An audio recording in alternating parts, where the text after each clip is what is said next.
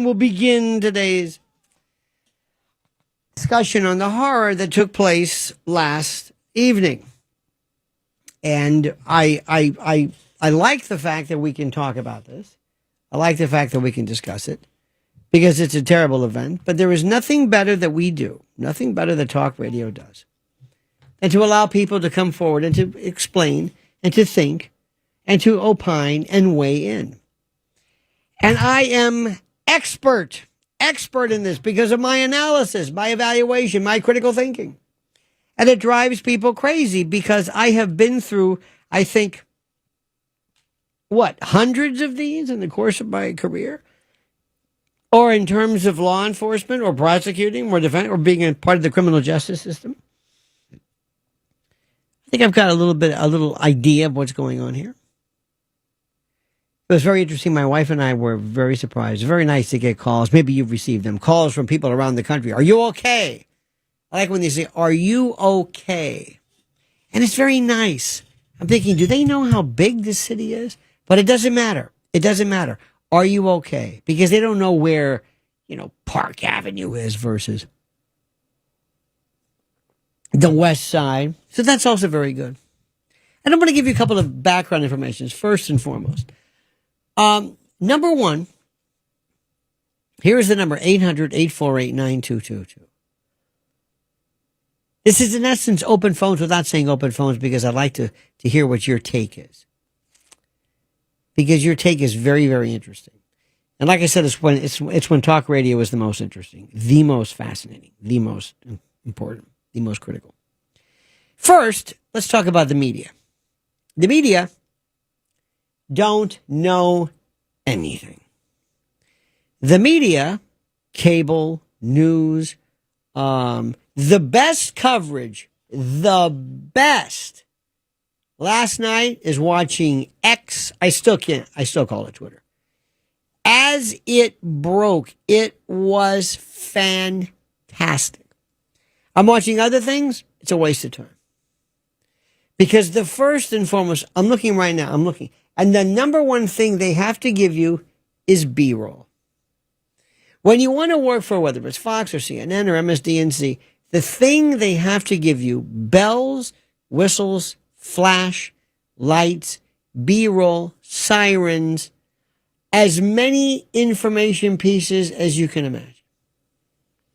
They go through their proverbial Rolodex to get prior or former SWAT team captains, former FBI hostage negotiators, former tactical SWAT military experts, criminal law experts, forensic psychiatrists, psychologists, everything, weapons experts, everything and anything to take the story and stretch it. Not to give you the best coverage, not to give you the best information, but to stretch it as much as possible to keep this thing going. Because they are in an existential free fall state. And the only way they're going to get you going, is to put as much flash and glitz and lights as possible. And that's just a reality, whether you like it or not. Now, radio, whether talk radio or regular, or to be an extent to podcasting, or this is just you and me right now. It's just you and me. And another thing too is that happens. There's a tendency to put a guest on. And oftentimes people will say the subject matter of the guest will work, even though the guest is boring, horrible, listless, or the worst possible media person there is. Because it doesn't matter. I want you to think about something before we get to this. Media today in particular, cable, without a doubt, is like a runaway train with a boiler, with an engine that has to be stoked constantly. Stoked, fed constantly. It has to be, you have to break off pieces of wood and steam and keep this thing going. I don't care what it is. And CNN will decide, from their point of view, whether it's the guns, it's always the guns and gun control. They'll blame Trump. You know the usual story. Okay? So now that we got that out of the way, let's talk about what we know. And this is a very, very sad story, obviously. But before we get into it, let me put things into perspective for you, because sometimes perspective is something that people do not like to necessarily waste their time with.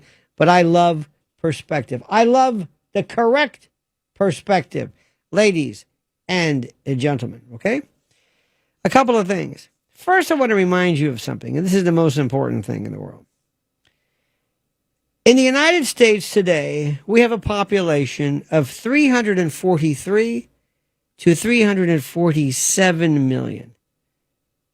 Some macro trends estimate 343.6 million. This is for 2025. So 344 million people. And they even vary on that. There's the Worldometer and UN-based data say 347 million. Okay, fine. How many guns do we own in this country? Anybody? Anybody have any idea? Anybody? I don't know. Wouldn't that be nice to know? Of course it would. Of course it would. You see the way I'm talking to you right now? I'm talking to you like an adult. I'm speaking to you like an adult. I'm speaking to you in a way that makes the most sense. I speak to you in a way where I respect your intelligence. I don't have flashes. I don't have the same B-roll over and over. I don't have the same picture of the shooter walking with the rifle in his hand. I don't show the same picture of the mugshot. I don't show pictures of police officers in Midtown. And by the way, hey, Zoran Mamdani, still in for that defunding the police? What do you say? They defunded that brave officer. You like that one? Where's he right now? Nowhere to be found. Ladies and gentlemen, Republican Party, if you don't seize on this, if you don't exploit this, there's no hope for you. And I know this is terrible, but please, every time Eric Adams speaks, I cringe. I cringe. Okay? I cringe. I think to myself, dear God, this man's mayor. Let me also say something. When I first saw Police Commissioner Tisch, Jessica Tisch, I don't know what I thought, but I thought, I don't know. This is a police commissioner? Again, I don't know why I said this. Well, my friends, upon listening to her, I will tell you she is phenomenal. Splendid beyond splendid. I love to hear her speak. Anything to stop Eric Adams from speaking. I'm sorry. I cringe. Anyway, so we have 344 million Americans. How many guns do we have? Well, a 2024 survey found that 32% of U.S. adults, or roughly 107 million people, personally own at least one firearm, okay? So 32% of U.S. adults own at least one firearm. Pew Research data show that about 30% of adults report gun ownership. Approximately 42% of households have at least one gun. Based on adult population of around 260 million, ownership is within that 30 to 32% range. How many guns are in the U.S.? Civilians in the U.S. are estimated to own approximately 393 million firearms. That equates to roughly 1.1 firearms per person, or about 120 guns per 100 residents. It's a lot. Let me finish. What about these AR-15, M4 styles, M16 style? They're not automatic, obviously. We know on our show the difference between automatic and semi-automatic. But within this AR-15 kind of a family, estimates range from 5 to 24 million of these are in private circulation. Early estimates put the number around 5 to 10 million. More recent sources, Georgetown and industry estimates show around 24 to 25 million AR-15 style rifles in civilian hands as of 2020 to 2021. Now, the broader category of AR-15, M4, M16 variants, that type, the M16 family, again, these are not automatic, includes about 8 million units produced. So there's a lot. So roughly, summing it up, about 20 to 25 million, 20 to 25 million AR-15 style, M4 style, Bushmaster style, assault weapon style rifles. Okay, you got that? 25 million. So the question is simply this. Why are there so few shootings? Why are there so few shootings? Why? Why? That's the first thing. I want everybody to say, this is a rarity. This never happens. In the city of, 8 million roughly, of all 5 boroughs? This never happens. Oh, there's a shooting here and there. Never. Never. In any cities or, I mean, there's shootings to be sure. But I want you to understand something. This never happens. So good news. Now what I just said is completely inconsistent with that of the narrative of the radical left. So the first thing is this doesn't happen. This doesn't happen. That's number one. Isn't that good news? Isn't that good news? I think it's good news. Now, of course, people don't. If you work for CNN or anybody else, it's not going to work. It's not interesting. Can you imagine me going on CNN saying, hey, this doesn't happen? What? Get off. You're done. You're finished. They're bringing people like Letitia James and Kathy Hochul, the governor of New York. And they're weighing in because they have to say something. I don't know what they're saying. They're worthless. The whole group is worthless. But the first news is this doesn't happen. That's number one. I'm not done yet. And there's no particular order to what I'm saying, so please don't take it this wrong way. Number two, stop referring to motive. Authorities are not able to determine the motive. We don't know what the motive is. Who cares about the motive? I don't care what the motive is, do you? Who cares about the motive? Anybody? Anybody care about the motive of Ted Bundy? Do you care about Ted? Ted Bundy wasn't crazy. But you know what and this guy may not be crazy either. We'll get to that in a moment. What is this motive? What is the motivation? Why did you do it? Just tell me why. I've got to know why. Remember that great line from Clint Eastwood in Dirty Harry? I got to know. Remember the famous scene with "Go ahead, make my day." When he was going to shoot the shotgun, there was always this black actor. It was Clint's buddy, but he was always played the pimp.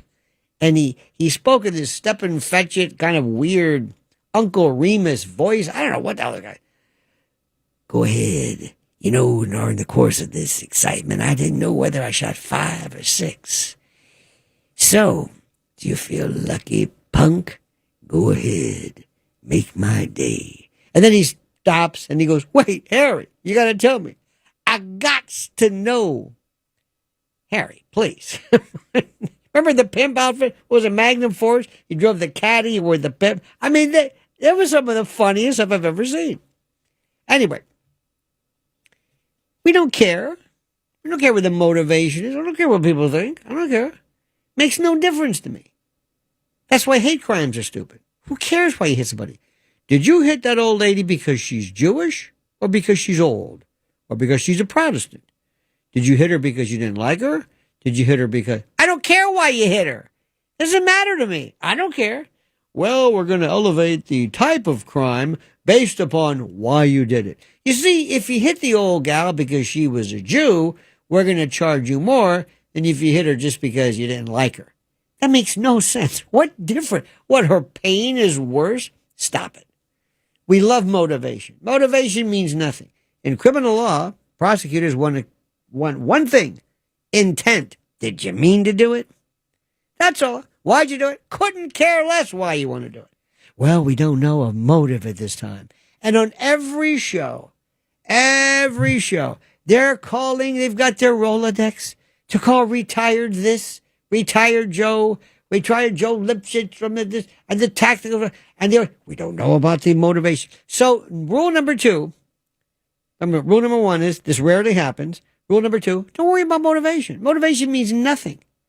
Motivation, this is something which is one of those things which I'll never understand why people care about this. Years ago, I knew this fellow who was Jeffrey Dahmer's attorney, his lawyer.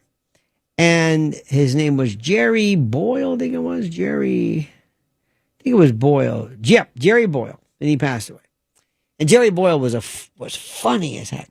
Jerry Boyle represented him in this, I think it was a Milwaukee firm or whatever. But he represented Jeffrey Dahmer in something before he was Jeffrey Dahmer. So the police called him one time and they said, listen, Jerry, yeah, you know this guy? Yeah. This is an old client of yours. He goes, really? Because they heard about this terrible news about these people and the bodies dissolving. He goes, oh my God, who was it? And they said, Jeffrey Dahmer. He goes, Jeff Dahmer? No way. No, Jerry said, no, there's no way. He was the most, Jerry comes say, he was the most boring man. Okay, why do I bring this up? They said, Jerry, you got to do me a favor. We noticed inside the refrigerator, he had the various heads coordinated and styled and arranged in a particular way. Now listen to what I'm saying. Can you find out why? Jerry, can you find out why? Why did he do this? We got to know the motivation. What was he trying to do? What was he trying to say? What was the reason? Jerry, can you help me? It might help him out in sentencing because he's doomed. He said, okay, I'll do the best I can. But are you sure it's Jeffrey? He goes, this was the most boring. This is a killer? Jeffrey Dahmer? Oh, Jeff Dahmer? Okay. He goes, Jeff? Yeah, Jerry. Listen, they want to know one thing. Why did you arrange the heads in the refrigerator or whatever it was in this particular pyramidal whatever? And he said, real estate. He said, what? Real estate. He says, Jeff, what the hell does that mean? What do you mean real estate? It's real estate. Stop repeating yourself, Jeff. What does that mean? Moral of the story is he doesn't know. So he went back to the police. He goes, I don't know, because he had the heads and he put them in a line versus making a pyramid. I don't know. What difference does it make when he put the heads in the refrigerator? He killed these people. But we always want to find out why. What was the reason why? Was it music? Was it video games? Was it drug use? Was he abused as a child? Was he a serial killer? Why? What motivated him to be a serial killer? Was it because of enuresis or bedwetting? Was it because of he liked to tease small animals and start fires? It was an arsonist. No, that was a correlation versus the cause. Why? Why did he want to do that? Why? I don't know why. What is with this thing about why? Who cares? It doesn't matter. You think this guy's going to give you some, you think, no, it doesn't matter. No, sorry. I need a better reason for that. He's dead. So, you got me so far? Rule number 1, this is rare. Number 2, motivation means nothing. This is to fill your kind of a true crime. Have you ever heard true crime on any of the podcasts? They take 2 girls like 13 years old and they use the word like. Did you ever watch the show Breaking Points? You know, Crystal Ball? Do yourself a favor. When you go home, take a shot glass. Every time Crystal Ball from the show with Sagar, I like the show. Every time she says like, take a shot. You'll be dead in half an hour. And I like. So the question is, why do we, what is this about more? I don't know. Why do people say this? I don't know. Because every TV show, they've got to stretch it out. They've got to entice you. They've got to make you think they're giving you some kind of depth. They want you to understand that this horror has some reason behind it, that there's a reason. There's some motivation. There is no motivation. There is no reason for this. And we may or may find out, we'll get to the next point, what you have to understand. if he might have said something. Have you ever read a motivation that said, you know what, that makes sense? Now that makes sense. I was reading his Facebook thinking, by God, you know what, I kind of agree with him. No. But we do this. Just like you keep saying the Epstein list, the Epstein files, the Epstein client list, the Epstein logs. You're saying this word like there is a list and a file and a log and a black book. You keep saying it as though there is. There isn't. But you keep saying it. I don't know why. It's this thing that people do. I will never understand. Why are people saying this? I told you this the other day. Overnight, Bobby Kennedy was seen, I should say, putting a couple of drops of methylene blue in some water. And then the next day, you couldn't keep this stuff on the shelf, even though nobody knows what it is or what it does. Something about mitochondria. We don't know. We are a creature of habit. We say things, up to and including how we want to know motivation. Just like we want to know about the list, the client list of the Epstein, has nothing to do with it. We don't care about the list. I don't know. I keep watching these shows. Because why? Well, not you, mind you, but Americans have no critical thinking skills.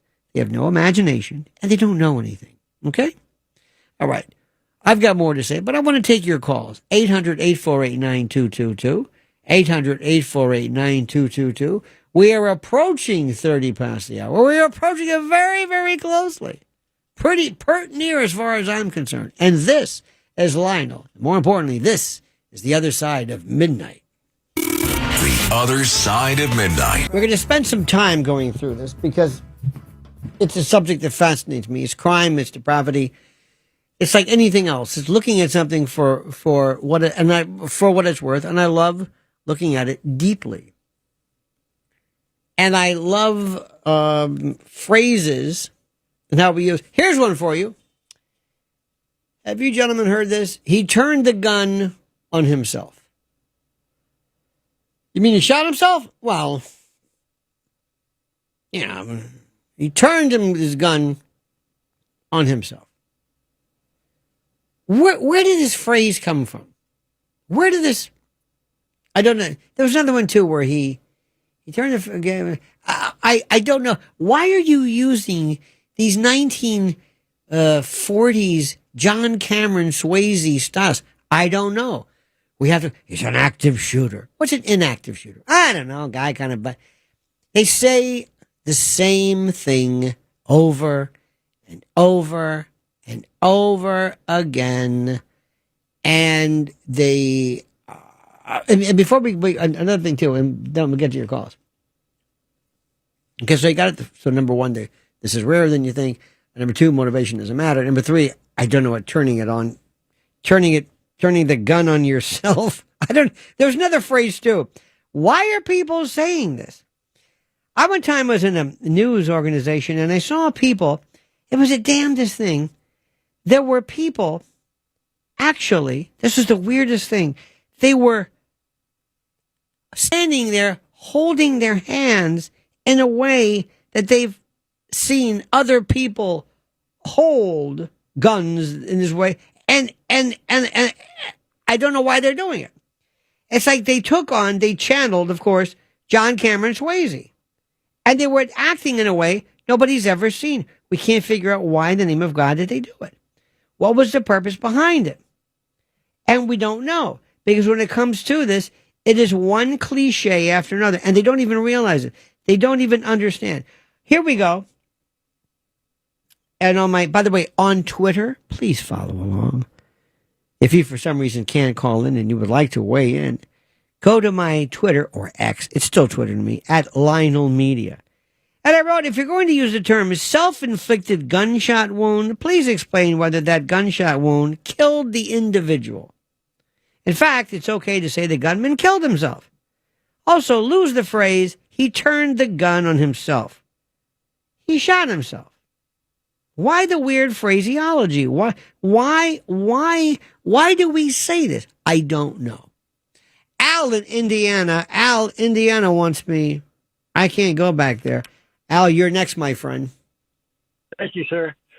I was curious about the active shooter and the inactive shooter, and I believe an inactive shooter is still in position, but he may be down, and the police the police aren't sure, but they still have a shooter, but no bullets are exiting that area any longer. So it's no longer active from that standpoint. Now, you know what I like about you, Al? You know what I like about you? You just made that up. You just... didn't make it up. No, you made it up. No, I didn't. Well, you did. Using my intuition. No. I agree with you there. I like that. Listen, I'm not giving you a hard time. You just figured, I think active and inactive. Well, you know, the difference between an active shooter and an inactive shooter is based on whether the threat is ongoing or has been stopped. That still goes with what I said. Mm-hmm. Go ahead. Right? And the definition is a person currently engaged in killing or attempting to kill people in a populated area is an active shooter. It's often unpredictable, fast-moving, ongoing.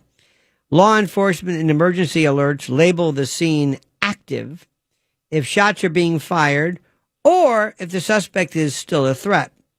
The priority is neutralizing the threat and protecting lives. Now, the inactive shooter, I think, as you correctly state, which is very, very, because you just kind of looked at the words inactive and active. The shooter is no longer actively shooting. You know that guy, Charles Whitman, remember that when he climbed the bell tower at the University of Texas? The ex-Marine in Austin, remember that? Climbed the bell tower. Remember him? I vaguely recall it. He is now an inactive shooter. He's dead, but he's inactive. Okay. He's been inactive for 60 years. Hard to say. Now, this could mean the shooter has been apprehended, deceased, left the scene. Now, to me, I think shooter, inactive shooter. I'm sorry. Shooter implies current. The incident is now contained, and I appreciate that. But it is a needless, how do I say this? It is a needless distinction. When I say shooter, I think you and I understand this is currently going on now. It is a clear and present threat as to what's happening, not somebody who was a shooter an hour ago. You know what I mean? But it's nice. I know exactly what you're saying. However, it's more descriptive to the team if you say it the way they say it. They have their procedures written a certain way. I knew a decorated LAPD motorcycle man. I just want to leave you with this. He said to stay out of trouble on the highway, use the 777 rule. And that means every 7 seconds you're looking in your rear view mirror. You're 7 car lengths behind the car in front of you, and you don't go over 7 miles an hour over the speed limit. Wow. And I thought I'd share that. Now, one more thing. I appreciate the police. Go ahead. If you and I are there and we hear this, we say, oh, it's an active shooter. It stops. Correct. It's just stopped. He's an inactive shooter. No. He's active again. He's active because it means you've stopped. No, they won't call it that way, Mr. Al. There's certain, the SWAT team has a certain protocol, and Al, they won't say inactive Al, until they neutralize the situation. Al, Go ahead. I am busting your balls into smithereens. They are so flat right now. They are like, not pancakes. They are 1 micron thin. And I thank you, my friend. You're such the wordsmith. Well, thank you. Yes, ball busting. Yes. Rompeci il coglione. Yes, I understand that one. That is wonderful. That is fascinating. Let's go to, let me see, Jacqueline in Brooklyn. Jacqueline, you're on the other side of midnight with Lionel. Lionel, I want to thank you, first of all, for giving out the statistical information that you just rattled off a little while ago. Rattled. I rattled it off. I like that. You did. You did. You rattled it off, and I want to thank you for that because it's the first time I've ever heard anyone get into that level of detail with regard to firearms in this country in comparison with the number of people in this country. And you brought out the statistic, which is very accurate. I take great exception to a lot of talk show hosts, some of which are on this very radio station, that they're on the gun control bandwagon when they have absolutely no idea about the factual statistical information that you gave. No, I remember from little background. In 1989, one of the things, I think it was 89, in the state of Florida, we had this crazy thing. It was a revamping of what was called Chapter 790. It was the firearms code, the firearms statute, and they revamped it and they made not open carry, but legal carry, concealed carry. Well, one of the things they did was, now follow me on this, they made a mistake. There was this one statute called 790.05 called manual possession, which basically prohibited you from walking down the street with a 6-shooter strapped to your waist. Well, for reasons I don't know, they never replaced it. They repealed it.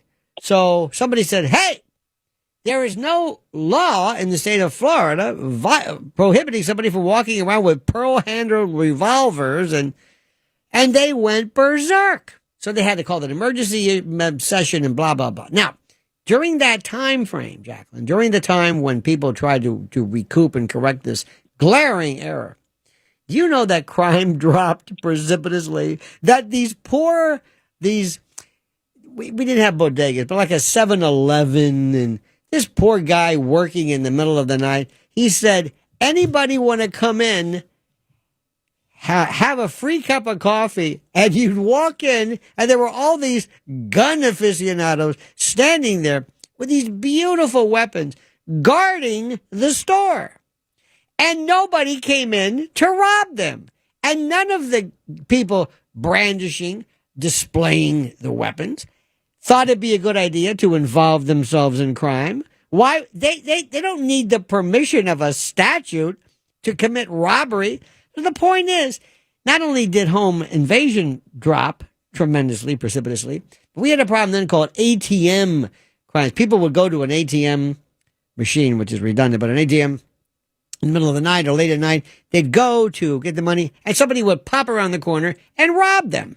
Well, that went away as soon as the word got out that everybody was armed. And you see, I started to really get involved in this. And I had we had a concealed carry before anybody did.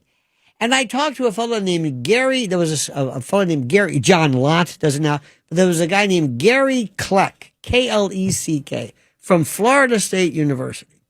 And he started off being very, very negative to guns. He thought guns were a problem. Until he realized that every year there were roughly 600 to 700, 1,000 violent felonies that were either averted, prevented, dispatched, neutralized by people who either had a gun, used a gun, threatened to use a gun. And he said, why is this information, why is this being kept from the people? Because it is not politically expedient. And I've always had a very, very soft spot. May I give you some other ones too? Because the anti-gun media and the political class won't admit that gun violence in America is not the epidemic that they want you to believe. In fact, it's a narrative. In essence, it's weaponized to scare the public. Let me give you an example. Number one, gun violence is statistically concentrated and localized. Did you know that the vast majority of firearm-related deaths occur in a small number of cities, overwhelmingly controlled by Democrats with long-standing histories of soft-on-crime policies? Chicago, Baltimore, St. Louis, Philadelphia. These are not places with lax gun laws. Oh, no. Yet, they lead the nation in shootings. Why? Because of gang violence, drug trafficking, and criminal recidivism, not concealed carry permit holders. Number two, mass shootings, while tragic, are extremely rare. Despite wall-to-wall media coverage, mass shootings, which kind of is this, I guess, represent less than 1% of all gun deaths annually. You're far more likely to die from a car accident, a fall, or a medical error. But CNN and MSDNC won't put death by negligence in hospitals on a loop that doesn't push their agenda. Next, most gun deaths are suicides, not homicides. What? Most gun deaths are suicides, not homicides. Over half of annual firearm deaths in the United States are self-inflicted. Mental health is the crisis, not the tool chosen to bring about a particular end. But it's easier for politicians to blame guns rather than to confront the collapse of the mental health infrastructure. Next, I think this is number 4. Defensive gun use is underreported in life saving. This is what I was saying. The CDC once estimated that that Americans use firearms defensively up to 2.5 million times a year. 2.5 million times Americans using firearms defensively, according to the CDC. Now, you rarely hear about the grandmother who stopped a home invasion or the clerk who prevented a robbery because it doesn't support the guns are evil narrative. And finally, legal gun owners are not the problem. Licensed gun owners are among the most law-abiding citizens in America. The vast majority of crimes involving guns are committed with illegally obtained firearms, not AR-15s bought at some Bass Pro. This is a reality. John in Reno, Nevada. You're on the other side of midnight with Lionel. Hey, Lionel. Yes, sir. I was at the Grand Sierra Resort in Reno this morning when the shooter boarded the property. He murdered 3 people and sent 3 others to the hospital in critical condition. I was out there doing my European soccer bets like I do most days. Mm-hmm. And we were fortunate. The Reno Police Department responded in 2.5 minutes. Mm-hmm. They disabled the gunman, put him in the hospital, and we were very lucky. It was quite an interesting feeling to be on site for such a shooting. It was outside, mm-hmm. and I was inside, so we couldn't hear the shots, but it was very exhilarating. Exhilarating? Got my blood pumping and my heart racing. Well, fear does that. Okay, thank you. Interesting. Exhilarating. Sandra in New Jersey, you're on the other side of midnight with Lionel. Hi, Lionel. How do I sound? I'm wearing my AirPods. Is it okay? Are you on a speaker? All right, I'll take it off. Yeah, Hold on. yeah. Okay, hold on. Is that better? A little bit, yeah, better. Oh, okay. So I wanted to say to you mm-hmm. that ever since I listened to you with Mark Simone, I love you because you're so smart. No, you're so smart, and that's what I'm attracted to. I love when you're funny, but I love you most when you're serious. And tonight, you're serious, and you're talking about what happened, mm-hmm. and I learned from you. So you said something about you don't think motivation is something we should think about. No. I want to ask you why. Because I learned tonight, I think this was because he was anti-Semitic. No, we don't know that. Well, that's what Greg Kelly's father might have said, or he said, or something like that. But I heard that. But even if it's right or wrong, don't you want to know why? And let's say the dog that was burned to death. Don't you want to learn why so we can crack down on the people who have hate for us? The dog that was burned? In other words, I'm trying to give you an example. No. Like, don't you want to know the motivation behind things that people do? For example, tonight. We want to know why he did it. It's so nice. I mean, it doesn't mean anything to me as like if I was law enforcement. And first of all, remember, if somebody is anti or pro-Palestine mm-hmm. or anti-Israel, mm-hmm. they're not anti-Semitic. Okay. So, I mean, it's one of those things, right? I don't want to get into that kind of thing. I mean, that may be okay. Now, the question I'm saying is, Yeah. now the first question, if you want to go, number one, let's go further. If somebody is indeed, if somebody were, and we'll find out more about it, if somebody says, I'm doing this because I'm against Trump or pro-Trump or against Israel or pro-Israel or Gaza or Hamas, whatever. The next question I'm saying is this legitimate? Did they really do this? Is this somebody who was out there who represents, I don't want to say a false flag, that term is used too much, but an agent provocateur? For example, if ever I see somebody, let's say I wanted to, God forbid, I was against the Democratic nominee, the Zoran Mamdani, okay? Right. Okay. Let's assume I say, hey, listen, Sandra, I got a crazy guy that's going to go out there and he's going to do some really nasty stuff, and he's going to make sure that he's going to do it, and make sure before he does it, we're going to make sure he says, go Zoran. So you'll say, aha, that's the mentality of this person. That's the mentality or the type of behavior, the violence that this is endorsed. It's called it's a false flag is used correctly, but it's an agent provocateur. It's to give people the wrong idea. So if you want to get into this now, before we go even further, we're losing track of what happens. It never happens. It never happens. Every now, when you hear a story about some horrible woman who abuses her or abandons her family, statistically, it never happens. So what I'm saying is that's great, and it's wonderful, and I like that. And if somebody says something because they're black or white or that's interesting. But in a court of law, all I care about is, did he intend to hurt these people?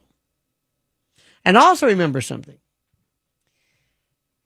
Do you believe that somebody who does this is crazy? Do you believe they're crazy? I don't. I don't believe they're crazy. I don't think they're hearing voices. I don't believe they're walking around living in another world. I don't believe that for a moment. Necessarily. I mean, it could be. But everybody who ever does this has always said something. Remember, do you believe the person who tried to kill President Trump is crazy? This isn't the assassin. Do you know what his motivation was? What do you think his motivation was? To kill President Trump. How does that help you? What does that do? How does that help you? And also you got to ask yourself the question, if this man's if his methodology was, let's say, an anti-Israel mentor or anti-Bibi or whatever it was, did he make it clear? Did he make it clear? Don't you think one of the reasons why you want to make sure people know what you're doing, if your goal is to make sure that these things happen correctly and that people know whatever it is, don't you think it makes sense for you to be absolutely clear? Don't you think you should have a shirt or something that says, this is why I'm doing it? So I really don't know. What I've just involved with you right now is about 2 minutes of talking about needless speculation as to motivation. When what I want to do is talk about, did we prove the case, how rare it is, and don't read too much into it. Because it is going to be utilized, I promise you, by every side. It's going to be politicized. And the sadness is this poor police officer who was killed, he's going to be forgotten. Now, coming up, I want to talk about how we create more of these people. Because I will promise you, if you want more of these, I'll tell you just how to do it. The Other Side of Midnight. Manhattan shooter identified as Shane Tomura. Now, I don't, which is another thing, I want to not use their name, but I'm going to do it for the sake of this. The man who, this is from the Daily Mail, the man who unleashed chaos inside a Midtown Manhattan office, tower, I should say, on Monday, has been identified as Shane Devon Tomura, a 27-year-old licensed private investigator from Las Vegas who once dreamed of a life in football. Okay? Now, what's his race? What? He looks Asian. He looks a cross between. He definitely looks I think African American or black, and Asian sort of, Tamura, that's a Japanese name, I believe. What difference does that make? Well, if he was a white guy named Buster Strickland, and he was, you better believe it, they would. If he liked the Proud Boys, or if he, believe me, if there's any way that CNN could have somehow done that, I don't think it matters one way or the other, but still, it doesn't matter. Because we still don't know what the purpose of this was. Now, authorities say that Tamura, who had a, quote, documented mental health history. What does that mean? I don't know. Do you go to a shrink, or are you on any kind of medication? Are you taking any SSRIs or any anxiolytics? Yes, you have a documented mental health history. You're not crazy. Never said you were, but you've got a documented mental health history. What does that mean? I don't know. The NYPD repealed on Monday that Tamura had traveled through Colorado on July 26th, through Nebraska on the 27th, and through Columbia, New Jersey, as recently as 4 p.m. on Monday, before arriving on Manhattan. This is New York's talk leader, the crown jewel of talk radio. WABC New York, WRCR Haverstraw, and 107.1 WLIR Hampton Bays. News first at 59 past the hour. 77 WABC News starts now. Partly cloudy skies on this Tuesday, July 29th. Good morning, I'm Lisa Ritchie. An investigation is underway after an NYPD officer and 2 civilians were shot in Midtown Manhattan, according to police. Retired Chief of Detectives Bob Boyce says they don't know why the shooter did it. We don't know motive yet. That'll be determined in the coming hours. Right now, whatever buildings are on that 33rd floor, whatever corporate entities are there, is probably where he's going. So now you have to keep everybody safe at this point. Get them out of the building and create a crime scene. One civilian is in critical condition. Authorities say the victims were shot with a long gun on the street at East 52nd Street. This is 77 WABC now on the Red Apple Podcast Network. Dominic Carter, City Hall. In Texas, there were plenty of heroes that did not make it. A 27-year-old man died while saving his fiancée, children, and mom. This from KHOU 11 News in Houston. It just started pouring in. We had to fight the door to get it closed. And we ran back to the room, started calling 911. Julian's fiancée, Christina Wilson, says after 20 minutes, the water was up to their knees. Julian punching open a window to try and get her, their children, and his mother to the roof. It severed his artery in his arm, almost cut it clear off. Christina says they kept calling 911, but no one came in time to save him. About 6 o'clock, my husband was dead. He had lost all of it, all his blood. He looked at me and the kids and my mother-in-law and said, sorry, I'm not going to make it. I love y'all. Download all of Red Apple Media's podcasts right now through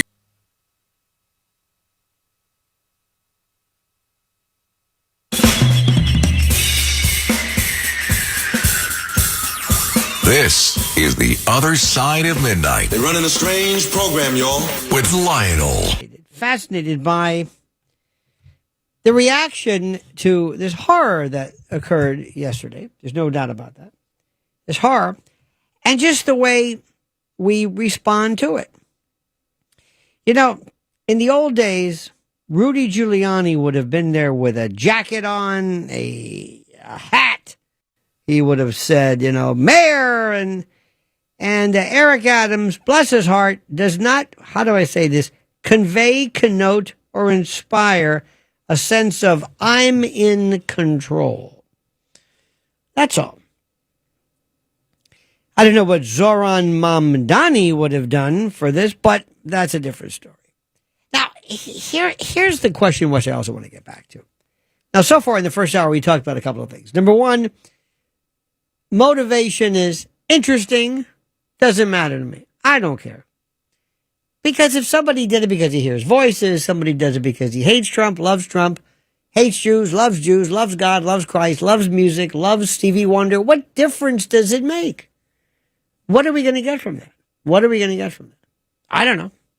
Obviously, people who will use it as a aha to indicate that these people who are saying this thing represented represent the entire group. See, if he was some kind of a climate change activist, people would say, aha, these people are all crazy. And the only thing is, thank God, if you want to see me turn or run from a TV, have you ever heard Ted Williams, not the baseball player, but I think he's a retired DC cop on Fox News? Oh, dear God. Oh, dear God. It's like nothing you've ever even imagined. It is so horrible. But let's go through this. So motivation doesn't really matter. Guns, gun possession, most people, either it's never happens. There are about 25 million AR-15-esque types of guns. Nobody does this. There is 1.1 guns per adult in this country. This doesn't happen. It's a rarity. It's a rarity. But if you watch CNN, whatever it is, and you will also tell CNN by virtue of, and this is, when I first heard this, I thought, this is a bit much. But you will always be able to tell the race of a suspect by if they mention it. Isn't that weird? You know it's true. Because there's this kind of an unwritten rule. If somebody who is non-white involves himself in this particular type of behavior, and God forbid a trans, forget it. You will not hear anybody run with any degree of celerity to identify the individual. Okay, fine. Okay, that being said, let's talk about this. And this is the most important. Assume the following. It's a thought experiment, but assume. And I go on TV tomorrow. And I say, I represent everybody here in the United States. Everybody from news organizations, TV, magazines, if there are any, whatever. And we have agreed that the next time there is a shooting like this, we all will agree not to mention the name, the sex, the gender, the religion, the age, anything about the purpose. It'll be kind of like an NPC kind of a character. We won't mention this person at all. Not where they're from. We won't read anything from their social media manifestos. Nothing like that at all. So if you're looking to get a name for yourself, if you want to be listed in the annals of the 3 named culprits, forget it, because we voluntarily, not by virtue of the government ordering it, but we agree we won't do this. Do you know what kind of an effect that would have on the world? It would be so much better, you wouldn't be able to even believe it. This is what drives me crazy. Who was this man? Where is he from? What did he write? Here's his social media. Here's his Instagram. In the old days, there would always be a neighbor. And the neighbor would say, quiet guy, kept to himself. And we wanted to know, what is it? The mind of a killer. The mind of a killer. Was the person crazy? And this is another thing too, all right? So step number 1 is, I wish we would somehow agree. It will never happen. Because when you're looking at CNN or Fox or MSDNC and you're doing a cable news show and you're saying, are you out of your mind? I've got to stretch this thing for 12 hours. I need to show pictures of the gunman back close, zoomed in, backwards. I've got to put as many pictures on. I've got to show a map.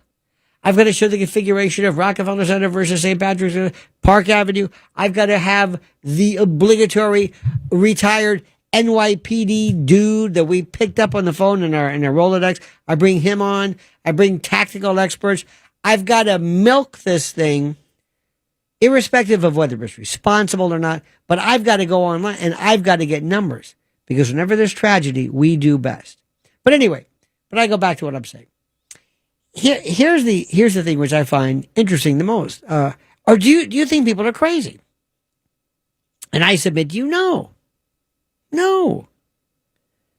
To hear voices? No. To be walking around, out of their minds? No. We use that word crazy like we use the word Epstein list. It's part of our vernacular. When somebody does something, we say they're crazy. When somebody says something, we say they're crazy. They're doing something crazy. They're not crazy. Absolutely not. We use the word psychopath sometimes too much. I said this, and other people have said it as well. There is a very good chance that Hitler was not a psychopath at all, because that's a clinical term of art.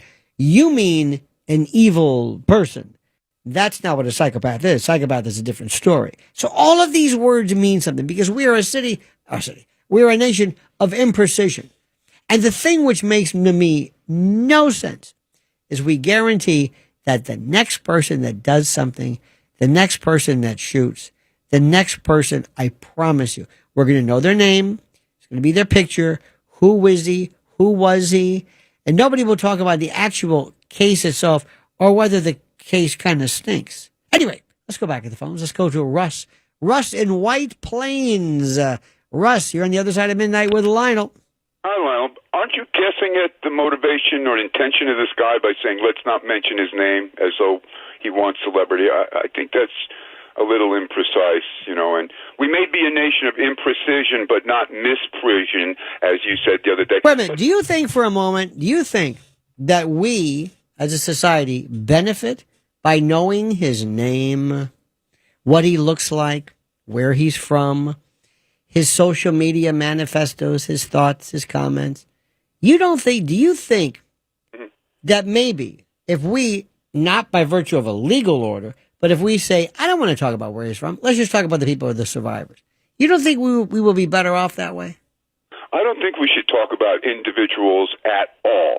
I think at the risk of being thrown under a gun control bandwagon, I think we should recognize that when you have one gun for every man, woman, and child in this country, that you're making the conditions for what happens. No. Oh, are you saying that more guns means more safety? Yes. Did I really hear you say that? Yes. Yeah. I thought you did. Yes. And, there's a trend now that there's fewer and fewer shootings and murders now. I guess that's because more people have guns, right? Russ, this is the oldest argument that I know you're probably a good person and you mean well. Yeah. And I think in your heart of hearts, you thought, by God, I'm going to make a good boy. But this just doesn't make any sense anymore. There are people who are against guns, not because of the efficacy of the guns or the danger. They have a thing, a hatred. It's like not racism, but gunism. That's all. And you know what? It's been done. It's been proved. It's over and over. Let me give you another example. You're going to love this. This is something, and I'm glad we could talk about this, but I want to bring you a couple of stories here. We are a unique country in this. Here's the question. What are the countries in the world that have the most gun violence? And where exactly does the United States fit into this? And what are the reasons behind gun deaths and violence? Now, not the motivation, but the target, okay? You want to know the stats? It'd be helpful, wouldn't it? Okay. The countries with the most gun violence per capita. Ready for this? According to the various international data sets, such as from the Small Arms Survey and UN ODC, the highest rates of gun-related homicides per 100,000 people tend to be found where? In Central and South America, not the United States. Here are the top 7 offenders. In order: El Salvador, Venezuela, Honduras, Guatemala, Brazil, Mexico, and Colombia. Now, what do you think these folks have in common? These countries experience gun violence due to, you guessed it, drug cartels, government corruption, weak law enforcement, and economic instability, not legal gun ownership. When somebody goes through the hoops to possess a weapon legally, to file the necessary paperwork, to go through all of the jumps and the hurdles, and that person is not going to be a mass murderer. I promise you. So where does the United States fit in? The United States doesn't rank near the top when you look at gun homicides per capita globally.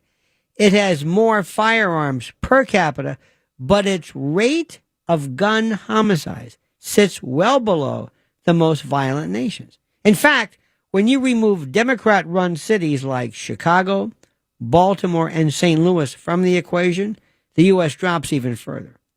And when you measure, if you measure it by overall firearm deaths per capita, which includes suicides, the U.S. ranks higher, but again, the context matters. You see, this is the thing. In the United States, let's talk about where does this gun violence from? I told you, number one cause of gun violence, what is it? Suicides, 60%. This is the leading cause of gun deaths in America. It's a mental health crisis, but not a gun control issue. And the media almost never distinguishes this because suicides don't push the narrative.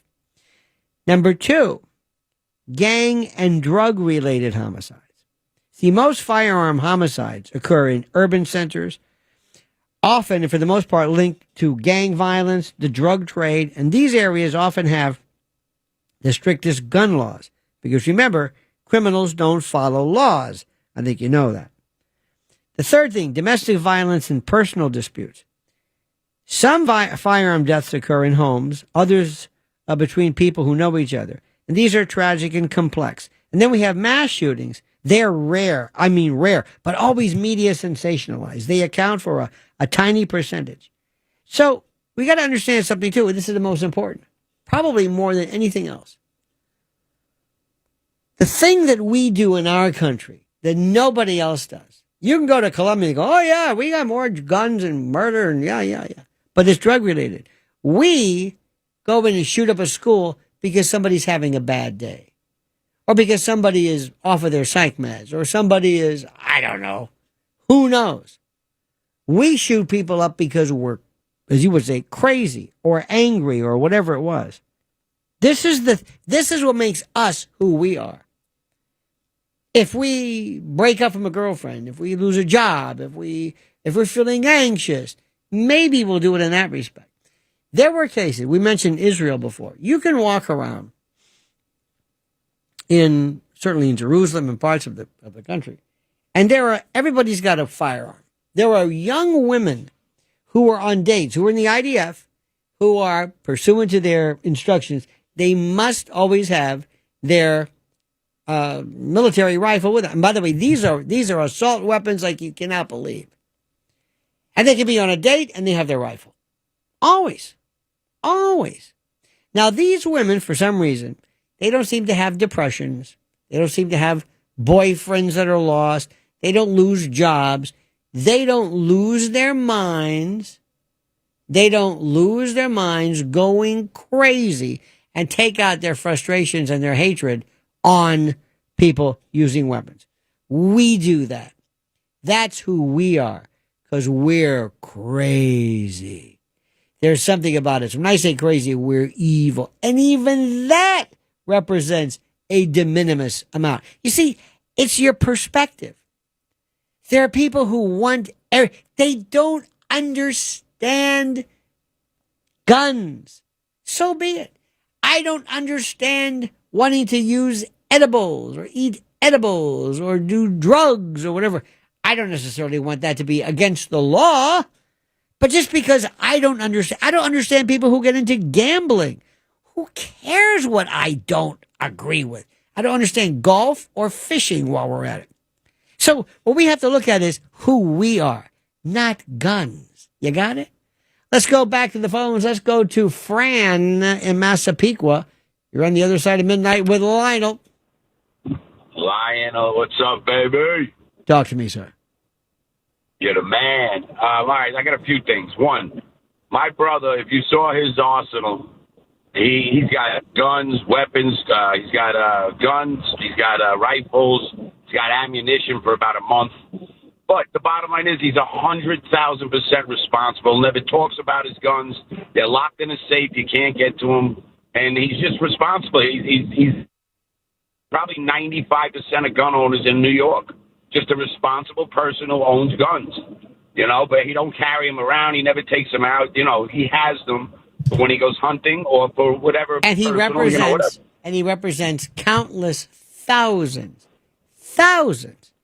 of people just like that. Of course. Right. Absolutely. And when it hits the fan, the neighborhood we live in, we'll be protecting the liberals that are sitting there with their, whatever, their rocks and sticks throwing them at the bad guys. But the bottom line is this, Lionel. You're talking about, it's great that you talked about this little mental illness thing. Because I don't want to mention the name, but I heard him talking today on the radio, actually on this radio station. And he said, we don't have mental hospitals no more. So where do they go? They're out on the street. The subway has become the friggin' mental hospitals in America. The liberals, you can't lock up a person because he's crazy. It's inhumane.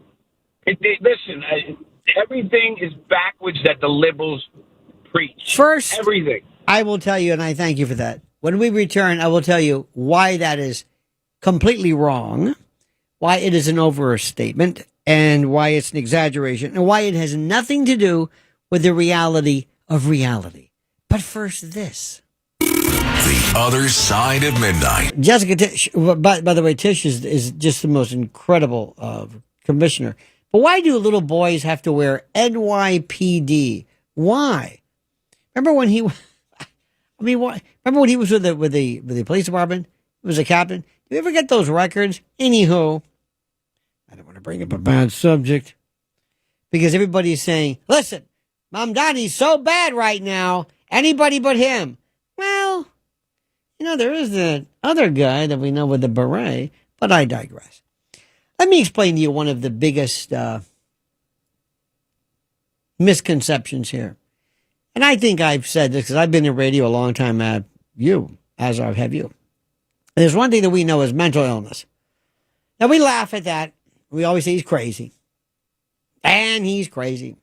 And the people look at the poor people in the street, the mentally ill. Look at this guy. He's walking around half naked. He's talking to himself. He's soiling himself.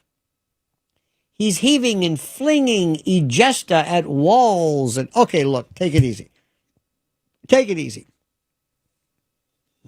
We're not talking about those people. The narratives, the distortive narratives in public discourse forget the fact that most mentally ill people are not violent. They might be unseemly. They might bother you. You don't want to look at them. They might kind of scare you. Most are nonviolent. In fact, the vast majority of those with mental illness are more likely to be victims of violence than perpetrators. Let's look at the numbers, shall we? According to the National Institute of Mental Health,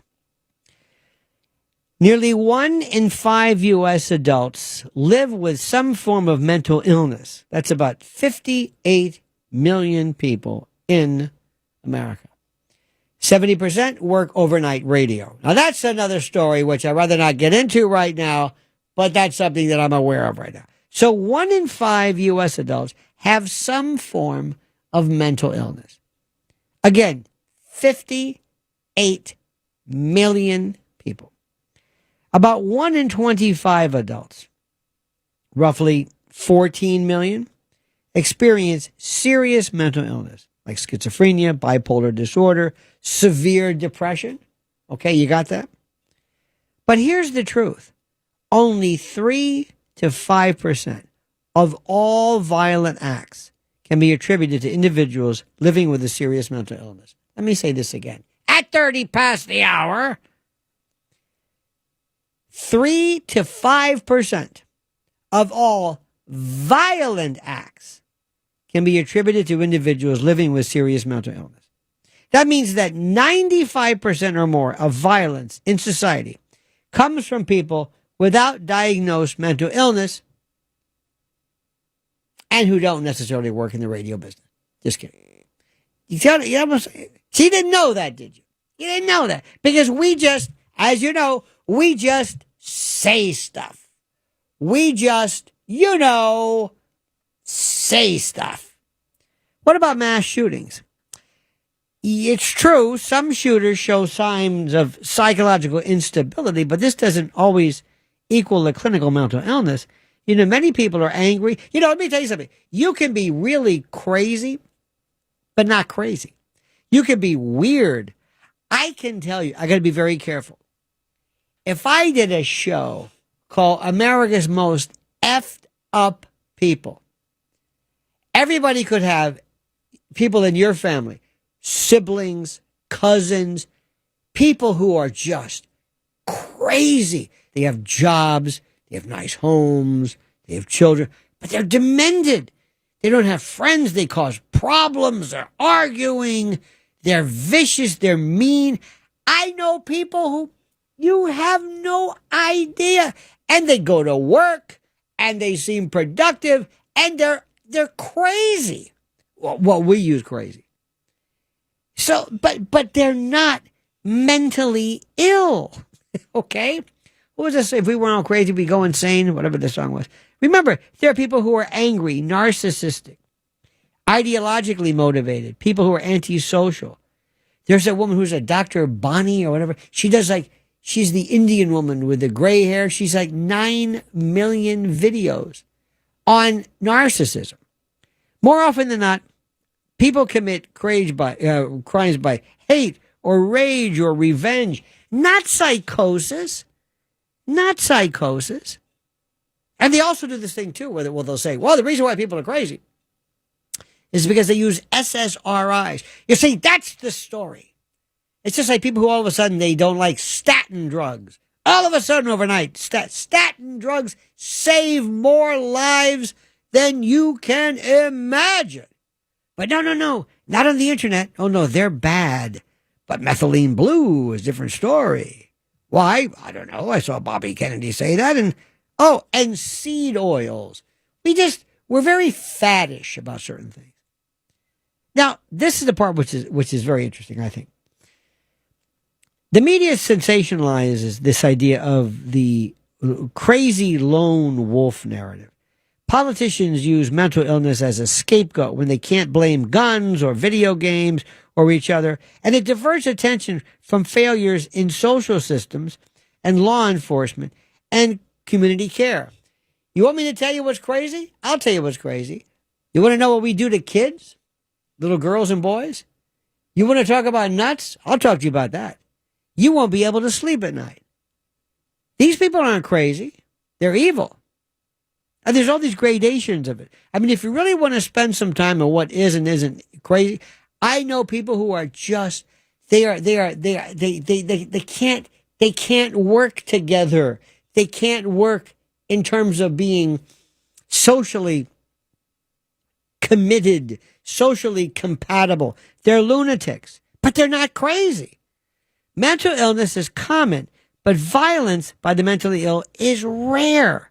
So blaming the mentally ill for crime is not only, I guess, statistically false, it's a dangerous distraction from the real issue. And by the way, if you want to reduce violence, focus on criminal justice, family breakdown, drug abuse, gang activity, moral decline. Let me explain something.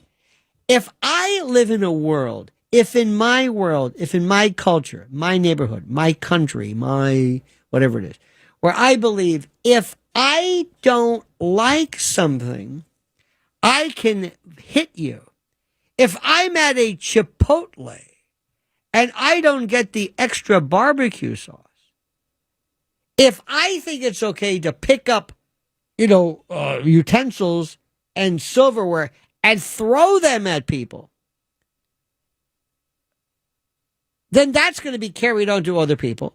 And within my particular area, my particular world, that's going to be seen as violence. That's all the time. We see this all the time. Let me tell you another one. This is another critical one, which is important. We love to talk about antidepressants, okay? We love it, especially in my group. And one of the reasons why it's important to understand is that we have this idea that somehow SSRIs make people crazy. This is selective serotonin reuptake inhibitors. This is the main ingredient, if you will, in antidepressants. Anyway, so it works like this. They say, if you read the instructions that come with various drugs, and if you read what happens if people take SSRIs too often, or if they come off SSRIs, the number one problems are murder and suicide. Aha! So therefore, it's the drugs that make them crazy. You got that? Have you heard this one? It's very common. Very common. It's the drugs. The drugs are doing it. That's what it is. Now, here's what people forget. What are these drugs? These are psychiatric medications. What was that? These are psychiatric medications. One more time. Psychiatric. Oh, so they're given to people with psychiatric problems. Yes. Aha. So you're wondering whether psychiatric medications can affect people negatively in terms of their behavior. Is that it? Is that what you're trying to suggest? Well, yeah. That's methodologically ridiculous. Of course you're going to see more of a problem because they're psychiatric. There was a problem that led them to that in the first place. You see, this is the part. So what I've done is, so far when I started, this is an hour and a half into this, I have been telling you, an hour and a half into this, I have been telling you specifically that your idea, everything you're thinking is wrong. What is motivation? What does he want? Is it about Palestinians? Do you think people who are pro-Palestinian go into shooting buildings? Or people who are anti-Palestinians? No! Nobody does this. Let me give you one more stat. You're going to love this one. Serial killers. Love serial killers. Not that I love them, the subject matter. It's fascinating to me. Do you know that if you go to prisons and you look at the most dangerous people in the world, I mean the most dangerous, the absolute crazy dangerous people who are psychopaths, serial rapists, none of them commit serial killing. None. They don't do it. They have no interest in it. None. Oh, they'll do terrible things to you. They'll rob you. They might be involved in serial rape, but it's the rarest of the rare. Who are the serial killers? The strangest people who don't even find themselves getting in trouble with everything else. Ted Bundy and BTK and Gacy, and go down the list. These people weren't arrested. They didn't get pulled over for speeding and DWI. They were probably the most law-abiding people. Maybe that's why they slipped through. But when it came to serial killing, it's a different story. What am I doing? What am I saying? What am I trying to explain to you? What I'm saying is, if you ever really want to get into this, you realize, I don't know what to do. There's no rhyme or reason to this. There's no plan. There's no nothing. There's no nothing. There's stuff about, I don't understand it. Here's one for you, serial killing. You know how few, who I guarantee you are not going to be, if you're looking for a serial killer, look for a white male between 29 and 40 years old. Don't look for a woman, and don't look for a black dude, and don't look for an Asian. Look for a white guy between 29 and 40 years old in this country. Guarantee it. Guarantee. Why is that? I don't know. Black folks just never really picked up on that serial killing. Oh, there have been a few, but not like white folks. No. And not like white men. What is that? I don't know. I have no idea. None. I have no earthly idea. It's one of those things where, because our world in terms of crime is drive-by. We're like drive-by. We're double parked. We don't pay any attention to it. We just love to just talk. And we say things like mental health. He's crazy. I submit to you, these people are not crazy. Let's go to Jason in a place called Nebraska. You're on the other side of midnight with Lionel. Good morning. Good show as usual. What? Good show as usual. Good morning. Thank you. I was going to have a quick thing about a mental health thing that I was going through, but I was just going to skip through that. I couldn't help but comment about... Wait a minute. Stop for a second. Wait. I'll be the judge. Okay. What kind of a mental health thing were you going through? Well, okay. 15 years ago, at the suicide attempt thing, I was deemed crazy, danger to society. Fast forward to 2 years ago, applied for follow me here real quick. Applied for a concealed carry permit. I had forgotten all about that previous stuff. Mm-hmm. Went through therapy, medication, short term for a while. And then I was denied. Without a lawyer, I took it to the mental health board. And without a lawyer, I got that overturned. It was a process, but I proved to them by bringing in friends that were police officers and mental health specialists. Yes. Saying that I was not crazy and that I was able to have a gun again. So therefore, I got my concealed permit. Let me ask you a question. Do you think people who try to commit suicide are crazy? No. Never? Oh, have I seen some that are? Yeah. You see what you did? Definition of crazy. You see what you did? Your answer should have been not always, or sometimes, or it depends. Remember, the number one answer to all legal questions is it depends. My wife and I had a friend of ours who was a very accomplished woman who we found out, much to our chagrin, went to, I think, was it Sweden or whatever, committed suicide. And it was trash. She was very, very talented. And anyway, so somebody said, she must have been crazy. And I said, I don't think they're crazy. You do understand that the word crazy means that there is something about you. Let's start off with the easiest. I hear voices. I'm psychotic. That's really crazy. I'm hearing voices. I have delusions of grandeur. My executive functions, I can't speak. I speak in gibberish. I don't know where I am. I don't take care of myself. There was a wonderful recounting by this woman named Sachs. I think it's Sacks. Anyway, she was a law professor, and she's schizophrenic and describes what a schizophrenic episode is like. It's the most fascinating thing you'll ever hear. She was mentally ill. But later on, because luckily for her, there was medication, other things that helped her. So let's just start off with this. Crazy is you are hearing voices. Not everybody who is crazy commits suicide. Do you understand the rarity of killing yourself? There is one thing, Jason, that I think nature has ensured, and that is that most animals do not ever want to kill themselves. They will fight with a passion and a ferocity to continue living like you can't believe. So it is unnatural. So it's a rarity. So when you do see somebody who wants to kill themselves, it is normally a version of a profound depression that most people cannot put into words. Could you ever describe what being depressed is to somebody? Do you think anybody knows what a clinical depression is? No.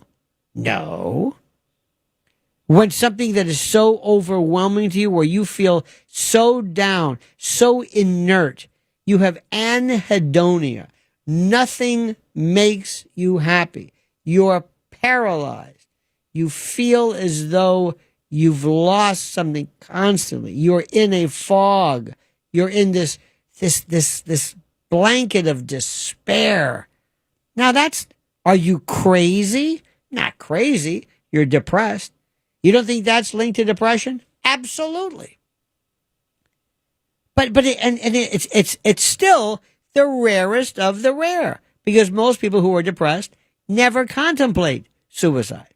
So what I'm saying is, when you look at something, things that you think are kind of normal are in fact not very normal at all. So anyway, you got your gun, your license, right? Correct? Correct.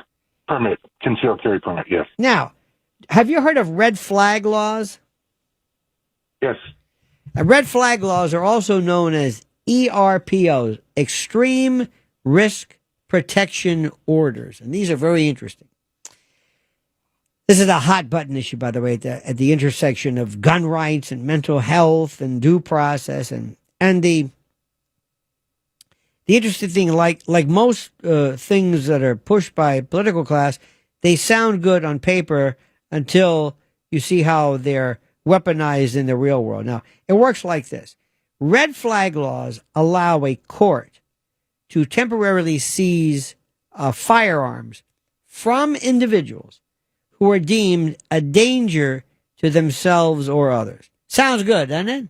That just sounds kind of like, okay, maybe.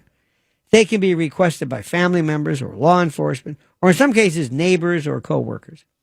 And if they're granted, the courts issue a civil order that authorizes police to confiscate weapons, usually without any kind of prior warning to the gun owner. And the subject of the order may not be charged, or the subject of the person charged with a crime, and they often don't get to defend themselves in court. So what happens is, in California, New York, I think Florida, Illinois, Maryland, Connecticut, they have these red flag laws. And supporters say this is great because it prevents mass shootings, it reduces suicide risk, blah, blah, blah. But what I worry about is, number one, the due process part of it. There's a due process nightmare. See, when I seize your firearms without a criminal charge or your presence in court, it's a direct violation of the 5th and the 14th Amendment. I'm seizing property, and that's it. You're guilty until proven innocent. And by the time you prove it, your rights have been basically stripped. So you just find out, guess what? My guns are gone. It's easily abused. You can have a bitter ex, an angry neighbor, political enemy. All it takes is a claim that you're, quote, unstable. And in some states, you don't even need evidence to require beyond a sworn statement. It's a slippery slope, like you can't believe. It starts with dangerous individuals, and then it easily expands to political dissidents or veterans with PTSD or anybody in government on a watch list. And it's an unconstitutional gun control Trojan horse, because red flag laws are often passed under the radar, and they're bundled into these bipartisan kind of compromise bills. And many conservatives see them as a backdoor way to erode the Second Amendment. So the thing is that I hope what I'm showing you, this is a very complicated issue. Very complicated. But you see, most people who discuss this don't have the time to discuss it. Do you think anybody on a cable news show is going to devote 2 hours to going through the issues of this? To really fill you in, to make you smart? Absolutely not. The other side of midnight. Now we're getting to the realm of mental illness, because everybody's an expert on that as well. See, we're all experts on things in this country. We know so much about everything. Guns and pills and statins and seed oils and mental illness and crime, and we just kind of sort of know these things. We sort of believe it, maybe yes and no. Let me tell you something. Do yourself a favor today. If you're just sitting there, I don't know, you got some time, go and look at YouTube and look up the term crazy or Karens under arrest or Karens fighting the cops. These are women who... I'm going to say something, and I hope you don't take this the wrong way.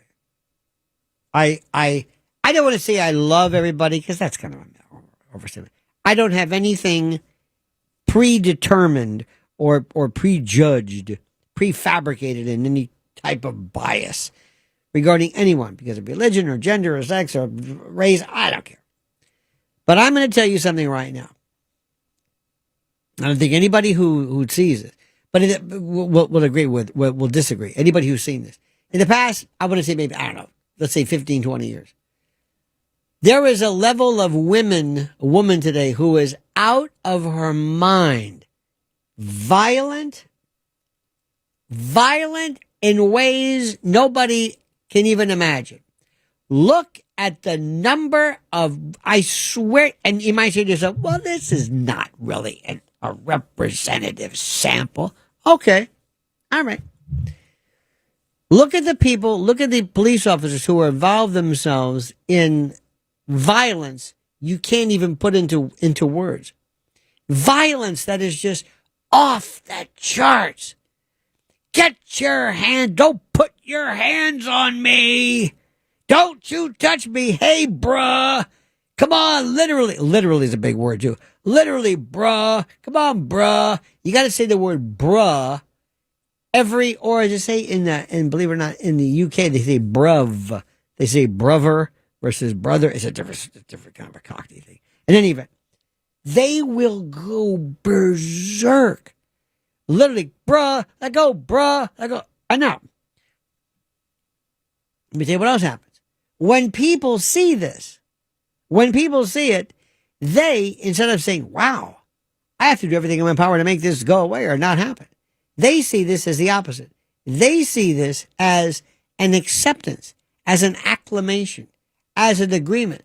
They see this as you saying, you know what? Maybe this is the way people act today. That's what social media has done. Because social media, by the way, changes everything. Social media changes absolutely everything. Now, remember one thing. When you collectively make people think something, how is it that we work? First, we have the granular, atomistic, atom level, the individual granular level, meaning individuals, the way you think as a person. Okay, now you think as a group. How does your group feel? There was a wonderful study by Gustave Le Bon, who did mob and crowd psychology, mobocracies, ochlocracies, all these other folks and all these other aspects. You put them all together. And you realize that a couple of things are interesting. Number one, these folks, these people, these individuals, these types have been in, I guess, a world for the longest time where they don't really know what's what. So what you consider mental illness today, or what you consider normal compared to 25 years ago, is completely different. And why is that? Because of social media. Social media and the camera and the like. I'm telling you, if somebody somewhere ever meets with you and you could go back in time and you could say, I want you to understand something. We're putting this thing on these phones. You know, these flip phones? Yeah, well, we're kind of sort of introducing a little bit of a camera, but we're acclimating you to this. When we go to full tilt cameras, we're going to make people nuts. We're going to make people nuts in terms of their claim, in terms of their valor. We're going to, there are people, give me an example. There's a fellow named Piers Morgan. Have you seen him? He's a cretin. Absolutely cretinous. A Boeotian, a Dimmer, a Duller, an Icona, a poltroon, a chidrulo. And he all of a sudden has discovered whatever his particular issue is. So he puts people on and people will start to scream. And there's an issue right now which he has just discovered. This is an example. Piers Morgan has just discovered the issue of Palestine and Israel. He just discovered it. And he has come to the conclusion that Palestinians are mistreated, that there's genocide and ethnic cleansing and apartheid and all this other kind of stuff. Okay, fine. And he gets people on. Now, if you want to come back on the show, you've got to be somebody who really makes a lot of noise. Shmuley Botiach, Anna Kasparian, Junk Yogurt, you know, those people. Screaming and yelling. Now, when you're watching that, if you say, you know, I want to go on these shows too. Well, I got to scream and yell too, because that's the norm. This is acclimation, habituation, and conditioning by virtue of this new lunacy platform called social media. Social media changes everything.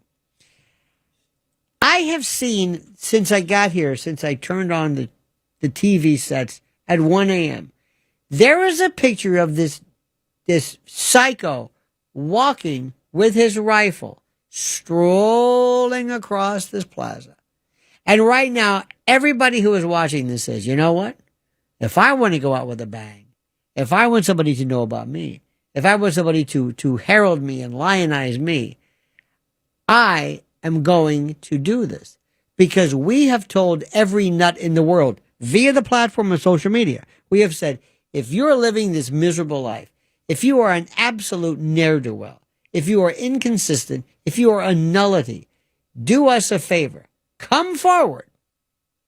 Come forward, do something horrible, and we will make you an absolute star. Now, follow this one for those of you who love this idea of motivation behind this demented killer. It says here, according to various stories, that this is the Daily Mail. Listen to the way they write. The Nevada man who waltzed into a midtown Manhattan skyscraper with an M4 assault rifle and killed 4 people before turning the weapon on himself. There we go again. Why do they say that? He turned the weapon on himself. How about before killing himself? By the way, interesting. I think it was a chest wound versus a head wound. Ah, interesting. See, men historically love head wounds. Women shoot themselves in the chest because they don't want to destroy their face. I know that seems like a rather kind of a generic way of looking at it, but it's true. In any event, he may have been trying to seek revenge on the National Football League. Now you're saying, what does this have to do with anything? The National Football League. Was he a professional football player? Nope. Shane Tamura, this is who seems to be, if you want to know, he looks like like an African American and Japanese, sort of, I guess, if I had to guess. If that means anything. He apparently was found with a letter on his body indicating he had grievances with the NFL and its handling of chronic traumatic encephalopathy, CTE, after the rampage at Park Avenue. In the note, he railed against the NFL and pleaded for his brain to be studied. Now, first and foremost, why the NFL? He wasn't an NFL player. I think he played some high school. I'm just saying normally, and there's no way of telling necessarily how long one must be performing at a sport before the ravages of CTE are experienced. By the by, an area that's really dangerous that I would keep, especially young girls, away from is taking headers in soccer. You see, if you shake it, you break it. Your head was never intended to be shaken or stirred. Now, you have a skull, and that's terrific, to protect the brain itself, and you wear a helmet, but the shaking and the torsion, flexion, and this thrusting, jarring movement, that's the problem. But it says, Terry Long football gave me CTE, and it caused me to drink a gallon of antifreeze, Tamura wrote, according to CNN. You can't go against the NFL. They'll quash you. The shooter was referring to former Pittsburgh Steeler Terry Long, who committed suicide by drinking antifreeze in 2006 after suffering from CTE. Study my brain, please. I'm sorry. Tell Rick I'm sorry for everything. Authorities say that Tamura traveled all the way from his home in Las Vegas. He was then caught on surveillance and blah, blah. They're just repeating this. But it says that he once had a promising football player in junior varsity, obsessed with the game and once on a path suggesting a future defined by discipline and teamwork. During his senior year, he even earned his sixth player of the game awards and registered 126 carries. But in recent years, Tamura had a documented mental health history. So the question is, where is this? This is daft. He's making a connection between CTE, and by the way, CTE, you can find out, unfortunately, you need to do brain pathologies and necropsies and pathologies and autopsies of the brain after they're dead. But you see these tau proteins, TAU, these tau proteins, these dark blotches, these protein-like globs that congeal and are associated with years and years of trauma. Okay, so is he blaming the NFL for that? Is that why he did it? Who in the hell knows? But we found this out, so we'll see. Now, what will this mean? Will people say this has something to do with CTE? Maybe. Watch what happens, the various news stories, in order to milk this for everything it's worth, are going to be having stories about CTE and the like. They're going to be going through that again. They're going to be talking to you about what CTE is.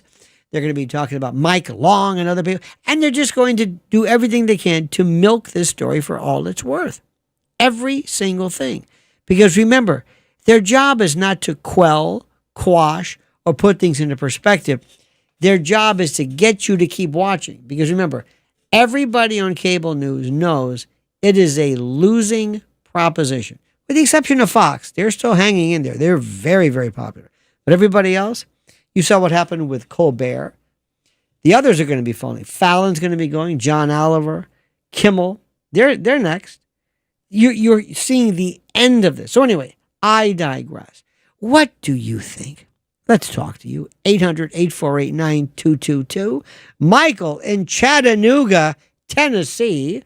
You're on the other side of midnight with Lionel. Yeah, okay. Sounded good.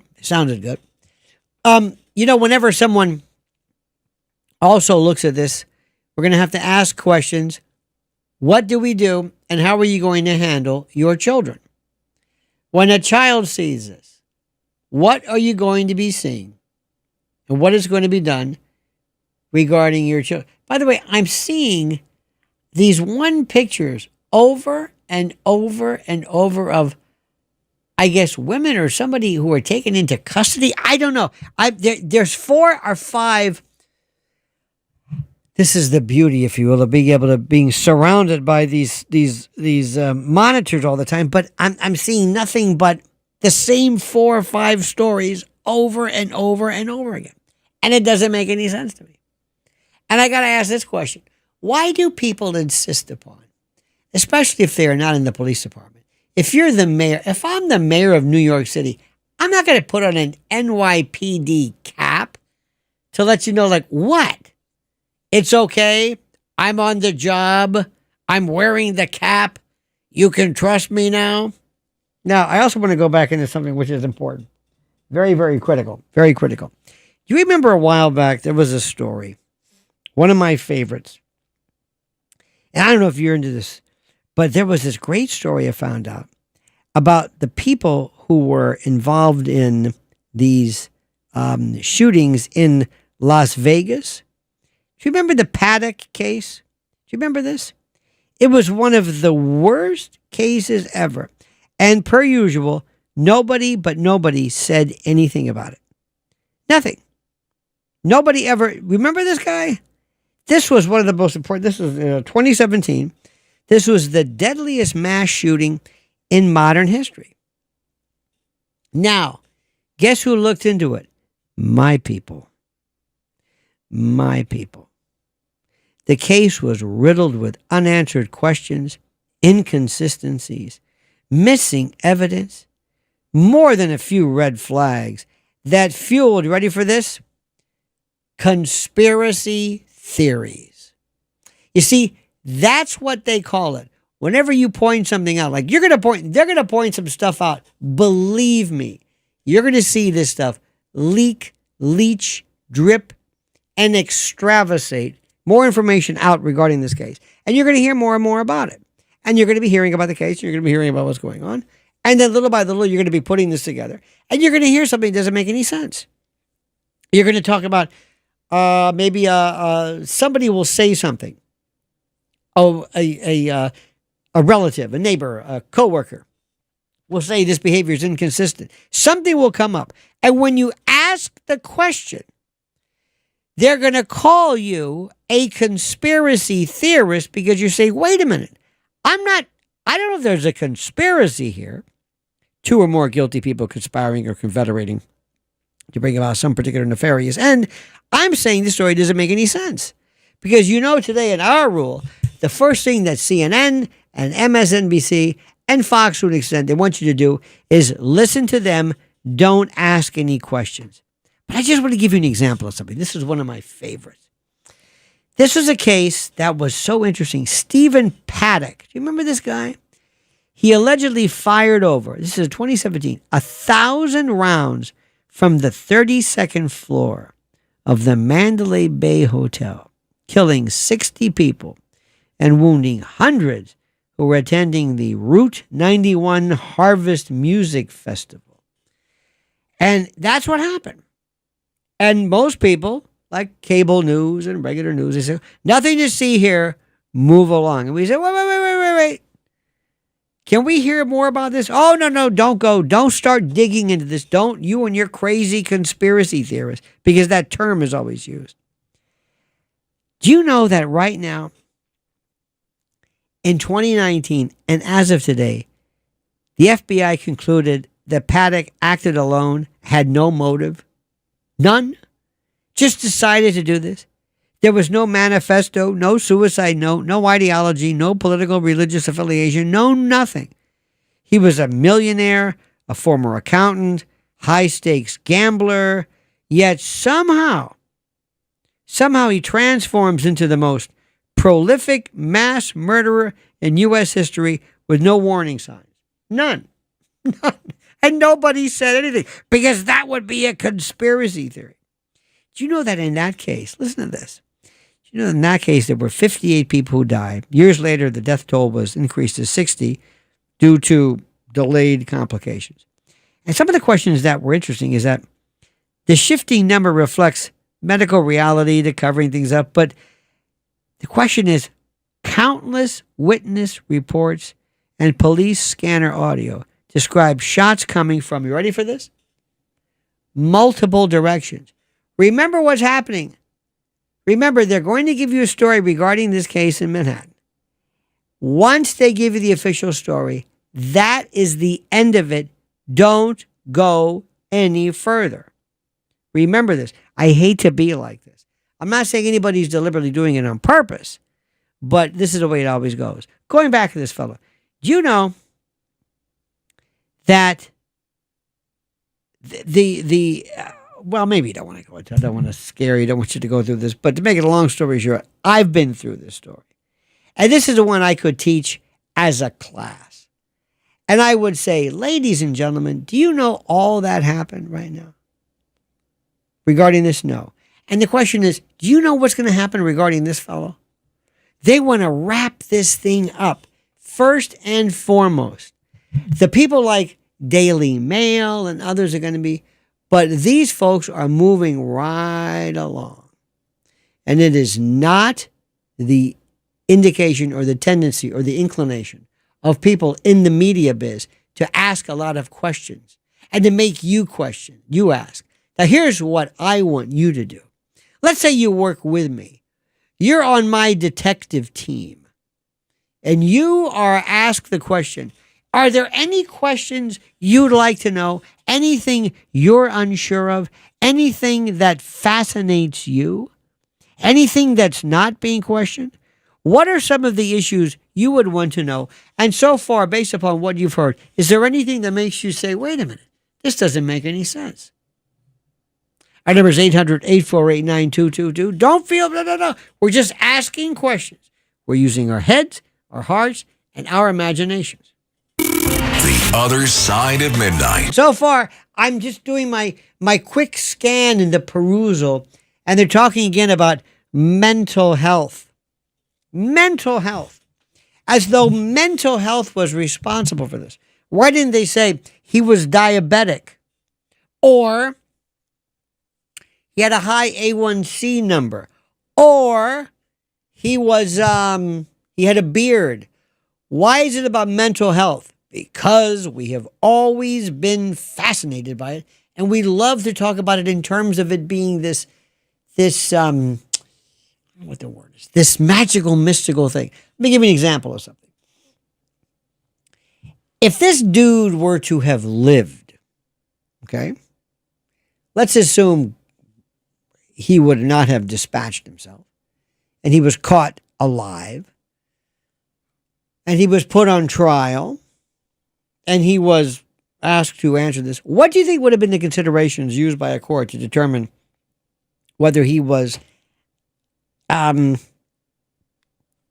terms of his wherewithal, efficacious? Put it this way: if his state of mind had been consistent with allowing him to do this without being absolved. What I'm trying to say is, how do you tell somebody he's crazy? How do you tell somebody he's crazy? If you were a juror, if you were a prosecutor, if you were a defense lawyer, if you were a judge, what are you looking for? When does somebody not become responsible, or somebody loses their responsibility in a crime? Does that make any sense to you? Can you think of any situation when a person can be saying, you know what, he didn't know what he was doing? And the answer is, hell no. You're not about to do that. You don't give a damn about whether somebody met, as long as they did it. And I know I'm right. The idea of you saying, well, you see, the specific intent that is required for this requires him to be of a certain particular mindset that allows him to know right from wrong. And you're going to say, I don't give a damn about that. I want the guy put away, if not executed by virtue of this. And that's the way that works. So let me ask you something. What's been your occasion, and what do you think about this that makes the most sense? And what has been your own travels or travails with this thing called mental illness? And are you currently, and this probably is the most dangerous, I should say, or daring of everything now, you must ask yourself, is there something now that you would like to say where you are mentally ill as we speak? Because this is just something which you don't really want to ask people, but I do.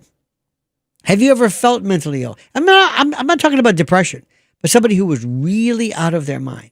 800-848-9222. Now, so far, if you've just tuned in, there seems to be some indication that he may have had some letter or something indicating that he might have had a grievance with, or might want to have spoken with, the NFL regarding chronic traumatic encephalopathy. Brain trauma that he observed in his brain, or by virtue of his particular activities. One thing which is important to note as well is that people are going to be making everything today about guns. We got to get these guns off the street, the AR-15s and Bushmasters, and we're going to hear the same story. And as I went through methodically and painstakingly, I went through it. I told you that the amount of guns, the amount of actual firepower out there is so de minimis that it's never, ever really anything that you should worry about. So the question is, what do we do, and how do we handle this accordingly? That's the part which I want to know. How do we do this? Now, looking through this, the good news, may I say something about this? I don't want to say good news. I didn't mean that. I didn't mean the good news. There's nothing good about this at all. But at least, nobody is talking about the horrible Epstein case. Do you have any idea? Maybe you haven't. And this might have provided a bit of a respite. But I want you to know something right now, and I've said this, I like this president quite a bit. Why? Well, because he's the only one available. He does some pretty stupid things, though, sometimes, but I love the guy, and I'll take him, but he does some really stupid things, and he does some real dumb things. And the Epstein thing has to be one of the most incredibly stupid ways of handling this ever. Now, do you think the president should say something? Do you think the president should say something? I think his hometown, so to speak, New York City, I think he should. And I also want to tell you something which is important. you do know that the American public can only understand certain things at a time, one case at a time. And when it comes to this, the president is going to be able to tell you, specifically speaking, that you are not going to be able to handle Epstein, this case, and others simultaneously. You can't do this. It's one or the other. And what you're also going to find out is, by virtue of this, that in case this is not handled expeditiously, this case is going to run its course, and then you're going to go back to Epstein. But you cannot handle them at the same time, dare I say. 800-848-9222. Did you see the other case, which is terrible? A woman and the mob. There was one of the victims of the shocking mass brawl in Cincinnati over the weekend. Is a single mother who was at a friend's birthday party when chaos ensued. Did you see her picture? The reveal comes as Cincinnati Police Chief Teresa Thietge announced 5 people have been charged in connection with the melee that took place in the city's downtown Friday. There was a woman, this one particular woman, who was so sad. Her name is, a woman was sucker punched by a grown man, and I hope she is okay. I don't know. I should have checked this. Yes, I spoke to Holly. Yes, the woman tragically assaulted. She's a single mother. Now, what we need to talk about is something which is more important. And I shouldn't say this more important, but I'm curious about this. There is something that's happening in this country right now where we're seeing a group of people who are exhibiting violent behavior that I have never seen before. And it is a thuggish savagery, a form of tribalism, vileness. It is a complete and total disassociation with reality. And I'm seeing at levels I can't believe over and over and over again. And the question I have for you is simply this. What do you think anybody's going to be doing about that? Now, we can talk about the gun thing, and that's fine. We can talk about, the usual subject matter. But I am seeing behavior on a regular basis that is indicating to me a complete and total collapse of society. What do we do about it? I have just placed you on my team, on my blue ribbon team.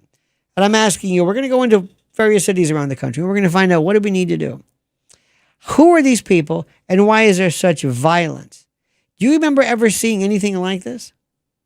Can you remember ever being in a town or in a place where somebody who didn't get the proper barbecue sauce for a Chipotle burrito decided to take out the entire restaurant out by throwing metal chairs at people and causing serious head trauma?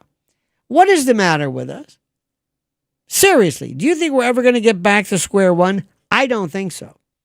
And I think what we need to do is we need to find out a new way to let people know of something which is even more important. And that is the fact that we have absolutely no tolerance for this whatsoever. And I also will tell you this much, and you might not agree, but that's fine. Guns make the country safer. Guns make the country safer. And one of the things that what guns do is it makes people realize that, you know what, the guy that I'm trying to pick on right now might be in a position where he's able to guard himself in a way where he is heavily armed, where he may pose a threat to me. I might pick on somebody else. And when you tell people that, when you suggest the idea of this, they think you're out of your mind, they think you've lost your tree, you think of variety, but it's absolutely the opposite.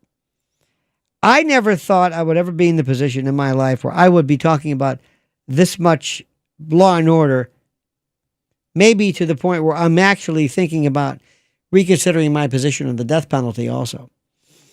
My beloved wife is involved in something called linswarriors.org. And inadvertently, she found herself as being a champion for and regarding children's rights and predation and the like. And what we are seeing is so incredible and so horrible, you can't even put it into detail. You can't even, explain it. And what we're seeing right now is we're talking with a lot about pedophiles regarding Epstein. And it's very, very nice. People are using the term incorrectly, but they're talking a lot about it. Do you know how much is being done right now? And how much, believe it or not, at 30 past the hour, by the way. Do you have any idea of how much is being done right now? And the amount of predation that is being focused and targeted towards children as we speak? Do you have any idea? Is anybody talking about this? Absolutely not. Nobody. And the sad part about it is that it's getting worse. So, ladies and gentlemen, let's hear from you. 800-848-9222. I've been watching the same news conference all morning and day long, over and over. Commissioner Tisch, the same people, the same 4 subjects, over and over again. It's a terrible situation with everybody standing behind them, ATF, FBI, because law enforcement love to stand behind each other in these shows of force. And I recognize this. I'm not trying to mock them. Up to and including our own Mayor Adams, who must wear a cap that says NYPD. 800-848-9222. Come on, let's go. I want to hear from you. Can't do this by myself. I want to hear your stories about law and order and mental illness and craziness, especially from cops and people who have been first responders and the like. Come on, let's go. No matter how stupid, no matter how inane, germane, insane, or inane, it doesn't matter. 800-848-9222. Let's make this happen. This is one of the biggest stories that's happened to New York in a long time, tragic as it is. Is there something wrong with these phones? What's going on here? I don't normally do this, but what the hell's going on here? Normally, there's always somebody who calls up and has something or inane. The phones are completely dead. What is going on here? I don't want to be in the position of saying this, but it's like I kind of like a little bit of a give and take. But what the hell's the matter with you people?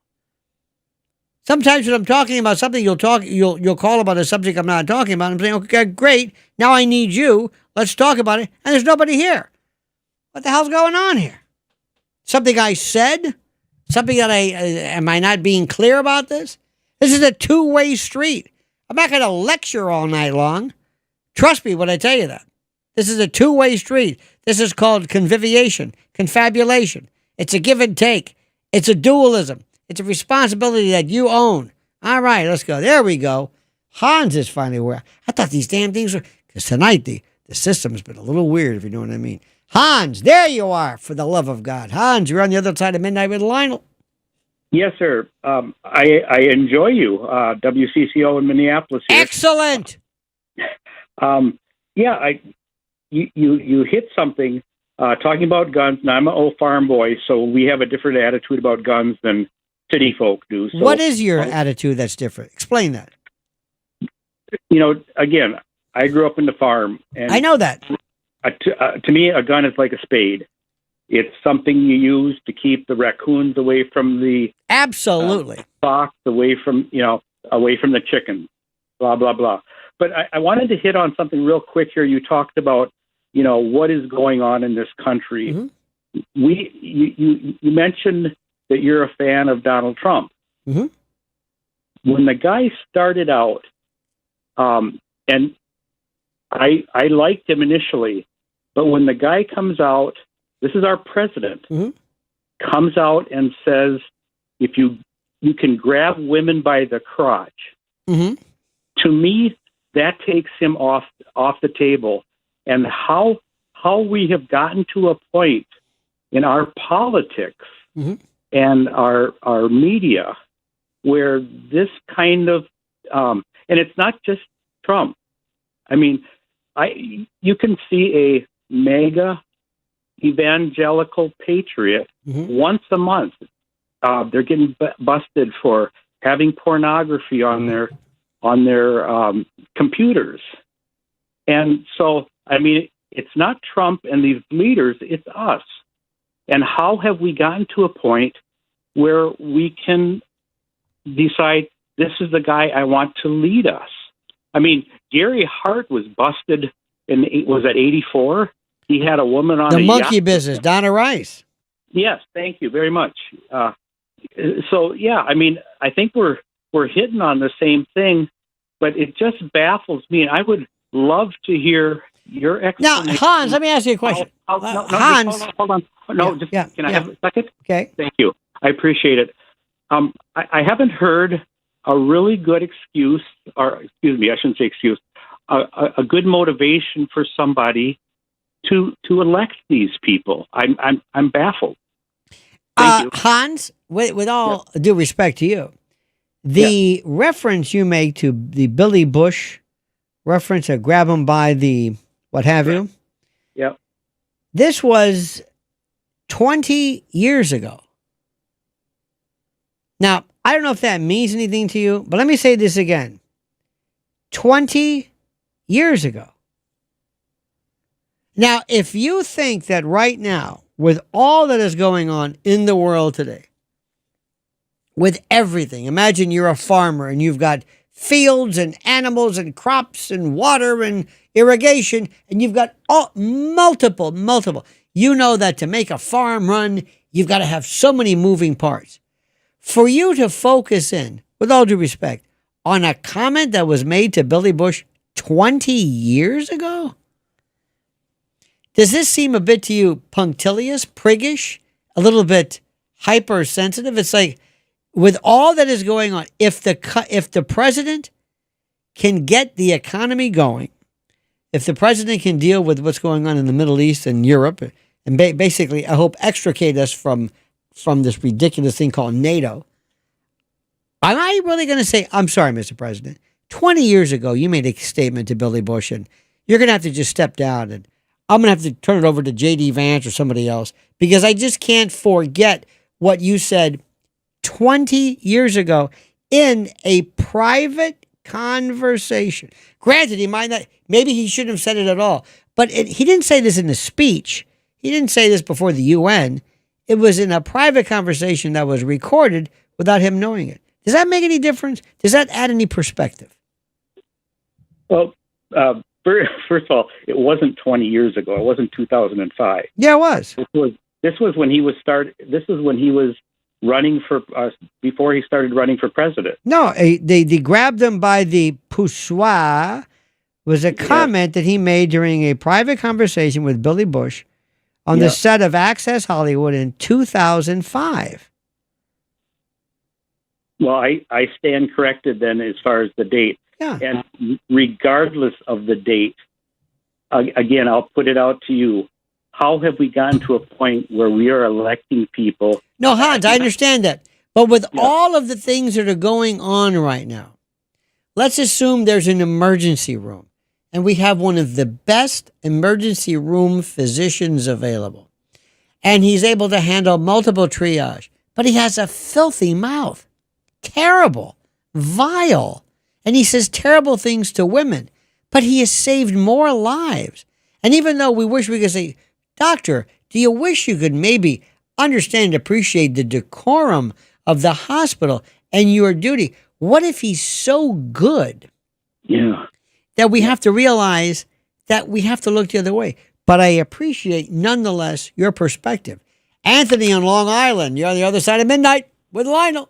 A few comments. I mean, the bravado of men behind closed doors have always been kind of despicable at times, especially in the setting of a locker room or what have you. I mean, men will say things. I mean, if it were not for and women too, men's salacious pursuit of women, none of us would be here. You know, I think it's a necessary evil in the gamut of our perhaps desire for, maybe the motivation, but perhaps.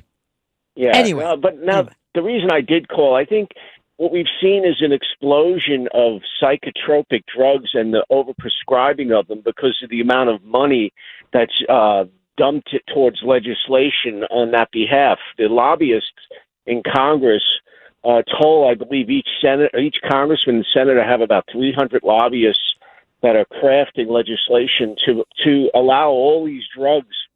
And ever since the explosion of the supposed Obamacare, I mean, you've got people taking all kinds of stuff. I mean, whether it's ADHD drugs. I mean, who knows? How do you know this? Doctors. How do you know this? Well, you see it in our society, like you're saying. Why? No. How do you know this? How do you know what you know? How do you know this?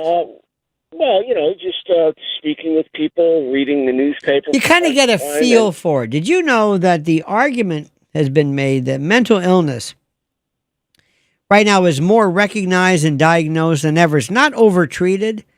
You see, in past generations, mental illness was kind of ignored. It was hidden. Maybe it was misdiagnosed. And then later on, as we became more aware, there was depression. You do agree with that. Anxiety, bipolar. Have you ever met that? You ever seen that? PTSD. That's real. And all of them were chalked up in the old days were, bad nerves or laziness or personal weakness. So now, thanks to, I think, advances in neuroscience and psychiatry, more people are really being correctly diagnosed. So that doesn't mean that drugs are being overprescribed. It means that the illness is finally being acknowledged. That's number one. The other part is that the stigma still prevents many people from seeking medication, not the other way around. See, if anything, psych drugs are underutilized by people who need them. Yes, but what happens is the long-term effects of these meds, people either grow resistant to them, maybe sometimes stop taking them, or take other concoctions along. But that has something to do with that's the underpinning of the mental illness. When you say, for example, we become almost resistant to them, you're using them in terms of almost the way like drugs work. You see, clinical guidelines, we are far better able, I think, to understand what mental illness is today, and there's a lot to be saying what you're saying, which is true. But what happens is we get to the point where we sit back and we, with all due respect, we never do any research, anything, never. We've never said, you know what I'm going to do? I'm going to devote a half an hour to going online and learning as much as I can, using every bit, use any kind of chat GPT or anything that has citations.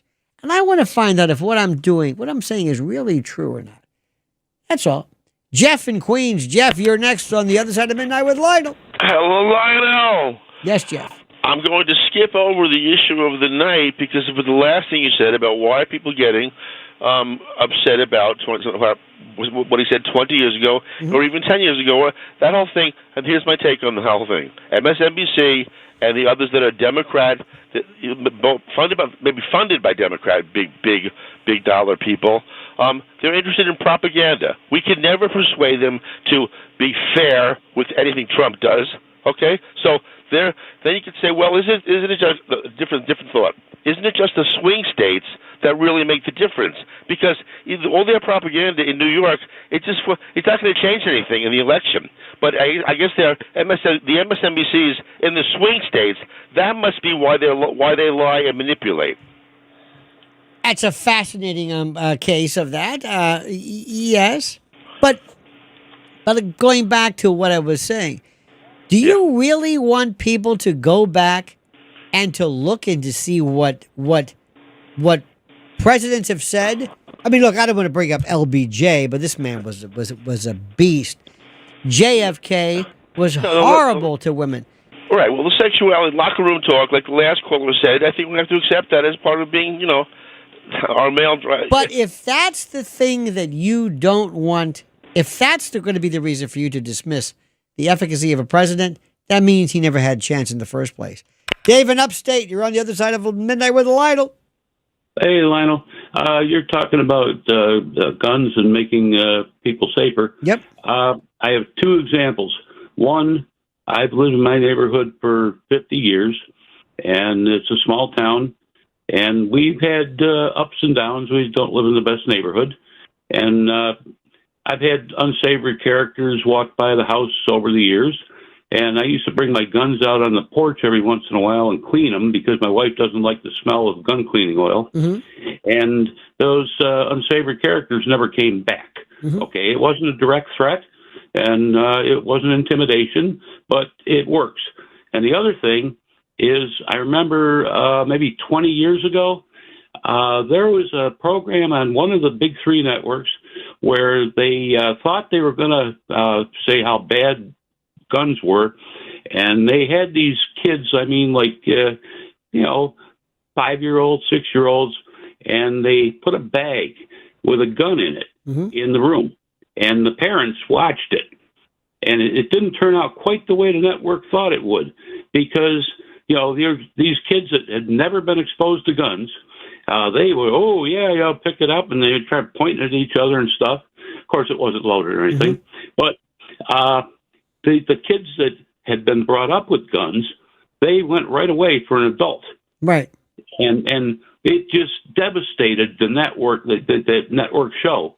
That these kids that, oh my God, my little baby's playing with a gun, and the kids that have been brought up with guns knew better, and they knew not to play with it. It wasn't a toy, and they went and sought an adult. David, do you? And it just destroyed. David, their whole... Do you know that there was a? I remember somebody telling me, and somebody can verify this. And I don't know if this is the 50s, but here in New York, some people would actually take rifles to the school in the subway. Like there were rifle clubs and targeting and people. Oh, hell yeah, man. Look, I grew up in a rural school, okay? It was a kind of a farm neighborhood. And we took guns into the machine shop to work on them. Yeah. And everybody carried a pocket knife, and it would never occur to anyone to attack anyone with a pocket knife. That's exactly right. If you had, I'm 75 years old. But if you had a dispute with one of your classmates, you duked it out. And, when you're done, somebody got their butt beat and you shook hands and, half the time you ended up friends. But it would never occur to any of us. Even the girls used to carry pocket knives, And what you're saying is, and what we need to explain is that people don't understand that it is not necessarily the instrument, but the mentality that you possess that can take any type of instrument and make it lethal. Alan in New York, you're on the other side of midnight with Lionel. Nick, good evening, Lionel. Good morning, actually. Thank you, sir. It's fascinating to think that for the first time on this planet that a species such as humanity has ever popped its head up out of the ground after 6,000 years, and look at where we are now. We're really in a bad spot. But if you go back to the Chinese people, when you go back maybe about the old 3,600, maybe more years, they had to create a language, and in that language, they had to come up with pronouns like I, me, you, right? Okay. They chose for the character of self, meaning, I, me. They chose a character which represents a hand holding a sword. So if you think about that, when the lexicographers back then came up with this, I believe one of the first emperors was curious, and he says, "Why such a character? Why not something different?" They said it's the nature of people to be overtly aggressive. Aggressive and defensive, extremely defensive. This is the nature of what they came up with. Alan, stand by for a second. I find this very interesting. I want to conturn? What language? I want to return with you regarding this. But first, this moment of criticality. The other side of midnight. I was talking to Alan in New York City. Alan is a retired sociologist. Alan, this fascinates me. What did you do sociologically prior to your retirement? What did I do sociologically? Yes. Well, basically, I worked for several large corporations and institutions in terms of evaluating, like, say, for example, with large entities, commercial entities, the response patterns of people. And as well as that, and I'd write up papers, and they would implement certain practice changes. Did you? And please don't take this the wrong way. Did you serve anything even remotely valid, or was this a bunch of academic gobbledygook? No. I basically came up with the formula for dealing with people in general, because if you so gobbledygook is what you're saying. You BS. No, it's not. Well, give me an example. The curve of society. Well, give me an example of what, and how would I implement this? For example, dealing with certain people, dealing with employees, dealing with management, dealing with the persona of these individuals. Oh, I like that, the persona. And what did you derive, contrive, construct? What did you accomplish? Well, I was apparently successful, and I do this for various institutions as well. Are you paid because of success, or are you successful in maintaining a job? For example, if you say, well, I've been a sociologist for 20 years and I've been successful, I haven't improved anything. I've perhaps maybe added some metrics to maybe identifying or perhaps trying to fine tune or hone certain behaviors or whatever. But sincerely, if all of the sociologists tomorrow were just wiped off the face of the earth, what would we first notice by virtue of their absence? Would things get worse or better, or would it not even matter? Well, we would notice, if they were never here in the first place, we would notice considerable, I would say, a very high magnitude difference in the way the criminal justice system works. Would it be more efficient? No, not necessarily. No, not at all. As well as the mental health system. The mental health system was basically a goonery. It's all these drugs taking people into hospitals who are some of the most harmless people on the planet. Now, I think there's a lot to be said for that. Alan, I wasn't at all trying to be sarcastic or mean-spirited. No. I think what you're doing, I agree a lot with what you're saying. And I think that we need a lot of people like yourself. However, for every one of you, there's 5 wastes of flesh who basically do nothing but basically milk the system for all it's worth. Other than that, thank you for your call. More coming up in the final hour on the other side of midnight with Lionel. Stay tuned.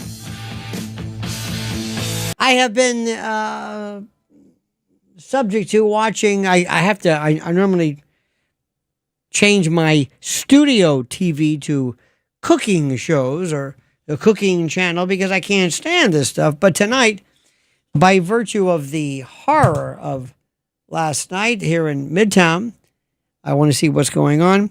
Did any of you fellows, were you ever called by any members of your family, like outside of the states, friends of yours from like other parts of the country who don't understand how large New York is, but they say, "Are you okay?" Which I got that last night, which is very nice. But I'm thinking, there's a lot of it's a pretty big. Look, I think it's wonderful people ask, but I just want you to understand something. I guess by virtue of today's show, don't read into this. I mean, seriously, don't read into this. It's the weirdest thing. I'll give you an example of something. There was a building. My wife and I used to have an office in this one building, and the elevators would always stop at every single floor, and it was a huge fertility clinic type of setup. And I mean, it was packed with people who were apparently having a hard time having children, or ostensibly did, or who needed assistance, whatever it was. And if you didn't know better, you would think, my God, this floor and that floor and this floor. And you would think there's so many people. And apparently, if you looked at this, you would think conception is the hardest thing in the world that anybody could possibly do. Okay. Then you walk outside and you see Central Park and there's 8 million people. And you're thinking, wait a minute. Or if you went to Mexico City, you would think, no, apparently conception is a very easy thing. So depending upon where you are, depending upon your frame of reference, you will think sometimes, as one caller said, too many psych meds, too many crazy people, too many people over-medicated. How do you know anything about that? How do I really know whether something is over-medicated or not? I'm not even a professional. I've never even studied these things. I think I know, but most probably I don't. Chris in Yonkers. Chris, you're on the other side of midnight with Lionel. Hi, my brother. Hello, Chris. I understand that the gun issue, yes. Can you hear me? Yes. I understand that the gun issue has a lot to do with the Old West, and there was no way to disarm the criminals, so law-abiding people had to have guns. Is that right? Well, that's perhaps a tad oversimplified, but the idea was that they had guns because it was kind of the Old West, and it was considered a part of your daily accoutrement, the way your boots or spurs or whatever would be, your wide-brimmed hat. People who had guns were basically better equipped to handle the vicissitudes of wildlife and the like. Does it make any sense? I hope it does. Let's go to, let's go to David in Pennsylvania. David, you're on the other side of midnight with Lionel. I graduated in 1977 from high school. I went to a high school that was between the city and out in the rural farmlands. You seem to have respect for the farmlands. I heard you mention that earlier. You have a good point of view on them. I took metal shop for one class. We never had a gun in metal shop brought in or made or anything like that. There were students that carried knives in their pockets, but they were never drawn or anything like that. We did not have security guards. We didn't have armed security guards. Now I live closer to the city here in Pittsburgh. Every grocery store has an armed security guard in the city. Why do you think that is? The convenience stores have armed security guards. Why do you think that is? Why do you think that is? What happened? What happens in a grocery store that needs an armed security guard? Let me try this again. I have no clue. What happened to society? How did this happen? Here's maybe a solution. Okay. Tell everybody one weekend. Just think about sitting at home, watching TV, watching Willie Nelson and Neil Young do a giant worldwide Live Aid concert Farm Aid concert on TV for Farm Aid. Ozzy is dead. Neil Peart is dead. Those guys are getting up in age. They're respected what the hell is this guy by talking a lot about? of people. Willie Nelson, Neil Young, the others that perform at these huge concerts. Like By the way, I Live graduated Aid a year for before him. U2 and others. So we're basically put from the on a same good show generation, in 85. and I don't recognize this at all. Thanks to Geldof. I don't know what he's talking about. Everybody just sit at home. I like this. For a weekend and watch and donate to Farm Aid on TV with the toll-free number to call to make a donation. And David, what will this accomplish? Listen to what he says. Back to nature. I don't know. Farming, food. Well, you said it'd be a good idea for us to do it. So ideally, if your desire comes to fruition, what will be benefited by that? What? And will crime somehow? What about crime? Will we go back afterwards? Crime is here to stay. A man has always stolen off a man. Hey, no, wait a minute. Hold on. Stop for a second. I didn't notice this before growing up. I graduated a year before you, and I don't remember any time in my life when we needed all of this security. And by the way, we had people of Al Capone and Dillinger and Manson and, so, but what happened? The thing is, there is a new form of recreational criminal that nobody wants to discuss. Why do you think that is? Are the parents supplying the kids with the guns to take to school now? Is it the parents supplying that have to supply the kids with the guns to take to school? What are you talking about? Are the parents nowadays in the city supplying their kids with guns in case anything gets bullied or anything like that? Why would you think that? Because the parents are could be our grandkids. Okay. Don't know where that went, but it was a good try. It was a good shot. Joaquin, you're on the other side of midnight with Lionel. Yeah, good morning, Lionel. Actually, first, how many people do you know that have guns that only have 1.5? Most of the people I know have more than that. But I felt bad. Well, that was an average. I think it's 1.1. I think it was the actual number. But anyway, go ahead. Anyway, okay. When they first passed stop and frisk, I used to actually, in the course of my driving career, I spent a lot of time in the city at different times, and I felt bad actually for the residents of the city that perhaps, lived in bad neighborhoods or whatever, and, may have been carrying a legal firearm, for self-defense, but they could get caught up in something like that, So, I happen to believe in the Second Amendment, and I'm pretty absolute about that, Stop and frisk is a wonderful thing that happened to protect police officers. Terry against Ohio, it was the codification of that. I'm absolutely 100% for that. I think stop and frisk was necessary. I just felt bad for people that might have been law-abiding citizens otherwise and felt the need that, they had to carry one to defend themselves, because, the city can be a dangerous place in some of the neighborhoods. But that had nothing to do with stop and frisk. There was no connection between that and stop and frisk. They were two different things. Well, what I'm saying is a person who, could get caught up in that, you see what I'm saying, has an illegal handgun for self-defense and no other reason, and the next thing you know, they get themselves into trouble. And it was also around the time of Bernie Getz, too. Okay. Diane in Chicago, you're on the other side of midnight with Lionel. Hi, Lionel. I listened to you, and you're on so late. I wanted to just say I really like what you're saying. I like how you took the sociologist and sort of got in between. By the way, we're not on late, we're on early. But go ahead. Right.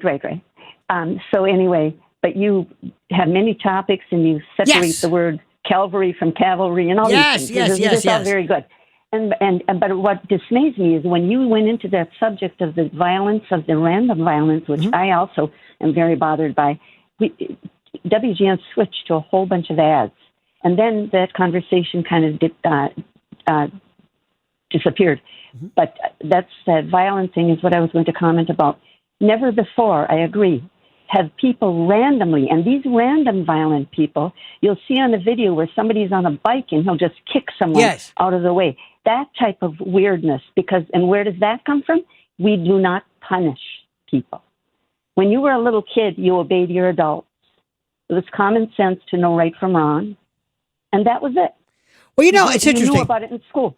Yeah. One thing I like to do is, I always talk about before, I don't really care about the motivation. I don't really care about the source. For example, there was a time in this country when people might remember not locking your doors. Right. Something happened. Now, something happened where you started to lock your doors. And if somebody said, well, why do you think that is? Now, that might be interesting. Once I determine why that is there anything I can do about that? I'm not really sure. But it's worth a try. I want to talk about that for a moment. Whenever I ask somebody, I said, do you really want to talk about this? Do you really want to, when I ask people, do you really want to talk about why things are such? Do you really want to talk? And the answer is no, you don't. Because you're not going to like what I have to say. One of these things, years ago, I'll tell you a story. I had a friend of mine years ago who lived in Japan and came here for a while. And I said, what are some of the things that you noticed when you came to this country? And the differences between here and Japan. He says, well, this may seem obvious to you, but it's that everybody in Japan looks alike. When I say look alike, they're Japanese. And you all had a sense of commonality. You had a sense of belonging. You were part of the team. You may look different. You might be a little bit richer, older, younger, whatever. But basically, you were Japanese and you had a culture. And that was it. And they were very, very open about saying, we prefer that we maintain that culture and not, quote, dilute it. Okay. Now, here's the question. One of the things which is the problem is that not everybody in our country does bad things to other people. Who do you think those people are? Let's talk about victimization. Let's talk about when you go into a town or you go into a port, what do you think, who are going to be the people? Let me rephrase it. If you come to New York and I show you around, or if I go to Chicago and we're in certain parts and I say, and you might say, be careful, this is kind of a rough neighborhood. And I said to you, Diane, who are the people who might be more prone to harm me or hurt me? What would you say? You can't answer that question. Not a big judgment. It's you live in a big city. We're just seeing more of this now. There's always been good neighborhood, bad neighborhood, but it's all case by case. You take care of yourself, you have common sense. But all this devolvement, if you want to stay into locking doors and all that, started with big media attention. And if you want to stay like the sociologist kind of attention to all this, looking at each other's behavior and fearing each other's behavior instead of trusting one another in a common sense. Let me ask you, also I like what he said about that first, he studied the language where the person means I holding a sword. That's interesting. Right. That's quite defensive. Very interesting. And it's an interesting thing. But I'm going to go back to what I'm saying. Irrespective of why things happened, I don't know why. People can say, well, when the family didn't have dinner together. Well, fine. That's terrific. Now that we've answered that, finding out the source of it doesn't really mean anything if I can't fix the problem. The problem today is that there are people in this world who feel that they are not a part of you. And they do not feel any compunction, any idea whatsoever to take care of you, watch out for you, honor you, respect you, not take your stuff, or not harm you. There's a lot of people out there. I don't know where they came from. I don't know why they're here, but they're here. We are seeing, for example, in stores, shoplifting that's not only going on, but so brazen to the point where people are saying, what are you, not only is it brazen, but you can't even stop me. How dare you? You cannot believe what store owners are doing when they walk in with people walk in with kids, and they're basically telling the kids are saying, I can take whatever I want. Now, the moment I try to take that a little step further and say, may we talk about the ethnicity, demographic, or background of certain people, they say, oh, no. That's our problem. That's the problem. See, it's not so much what the problem is. It's like, what if I told you, listen, you're a doctor, you're a physician. When you go to the next patient in the next room, talk about whatever you want, but don't mention her weight. You can say, well, that just eliminates 75% of my worries and my concern. I know, but just don't do it. It changes everything. When we are told in this country constantly, do not point out the obvious, we have a group of people in this country, we have a level of savagery at every level, every demographic to make people feel better about this. But we are seeing crimes. What we're seeing being done to children is so horrific. I don't think anybody even, the time of Caligula, we don't see this. Something is going on. But the problem, the number one problem, where I could fix this, is to be able to address it. Or I could sit there and say, this is what's happening. And the reason why this is happening now is because of this group, these people, these folks, this age group, whatever it is. I want to identify the problem. But we can't, because that is not politically correct, politically expedient, sociologically okay. That's not what they want to hear. You understand what I'm saying? 800-848-9222. I think you know what I'm saying. I think you know. You know what I mean? 800-848-9222. Don't forget, you can reach me at Lionel.news. The Other Side of Midnight with Lionel.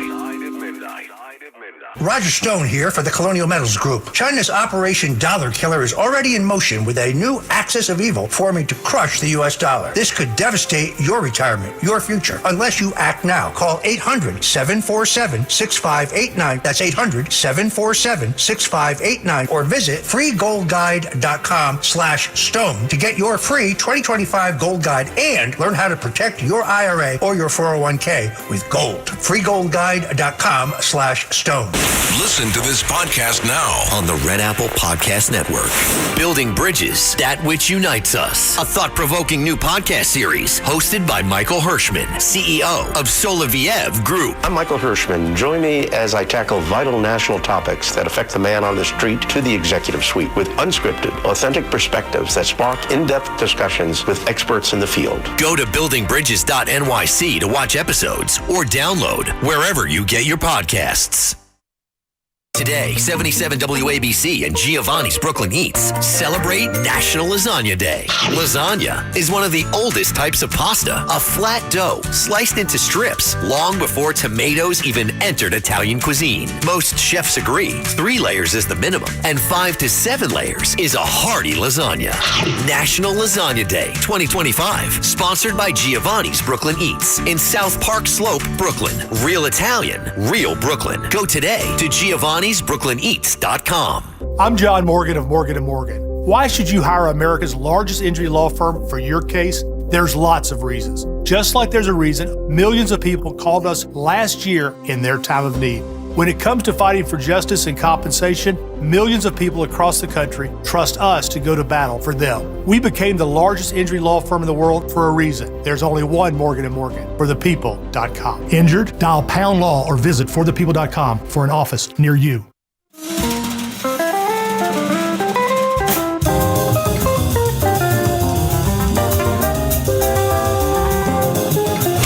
It's The Other Side of Midnight with Lionel.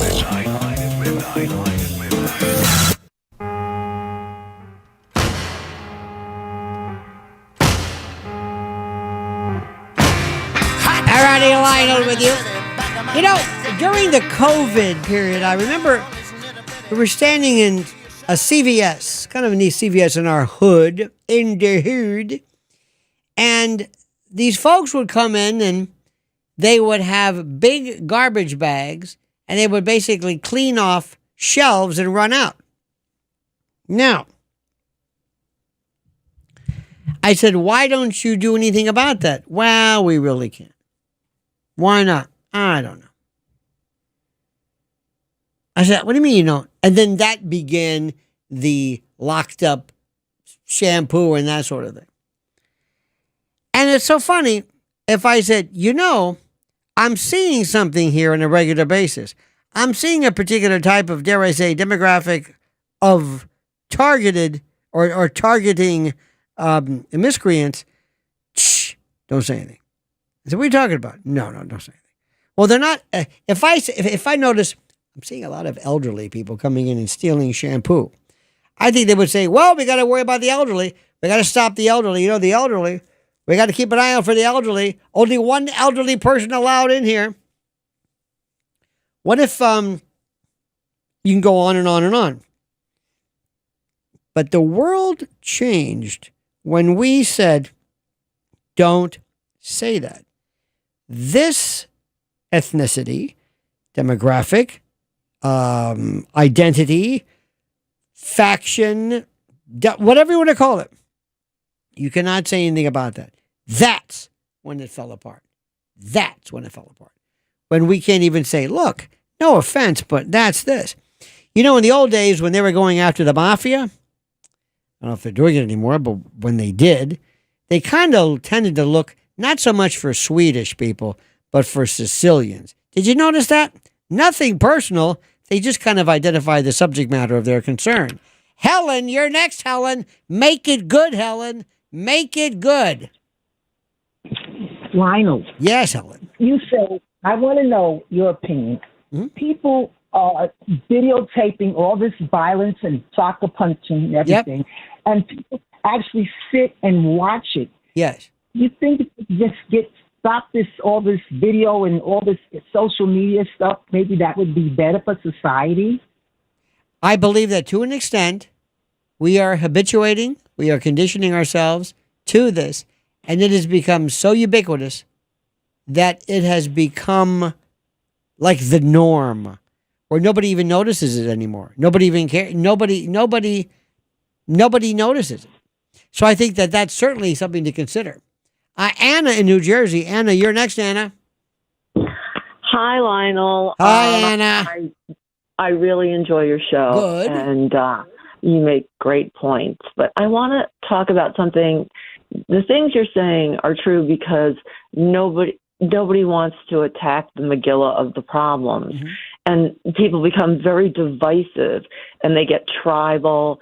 If you say anything, they'll, accuse you of being racist, anti-American, whatever. So it becomes impossible to talk. But, I was an 8th grade teacher and I had some really very, very smart kids. And one of my students one day said to me, I want you to read an essay on capitalism I wrote. And he eventually went to Harvard.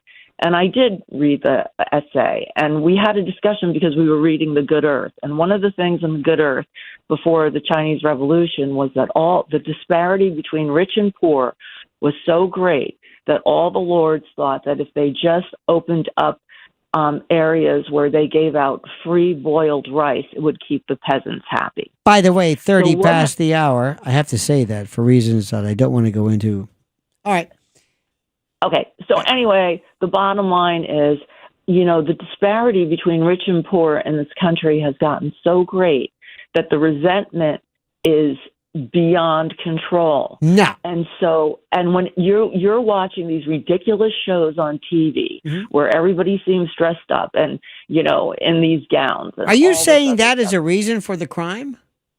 I'm saying that failed capitalism without guardrails, is promoting, and the disparity between rich and poor now, it's in the 50s. Are you suggesting that justifies this? Because here's what I'm saying.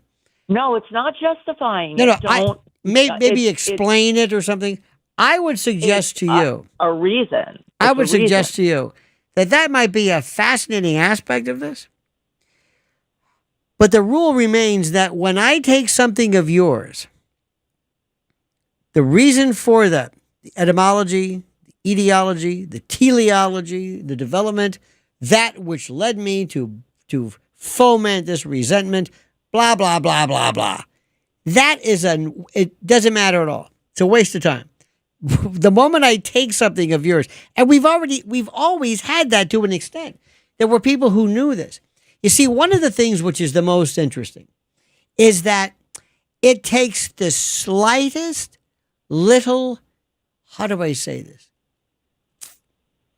Well, let me see if I can explain this to you.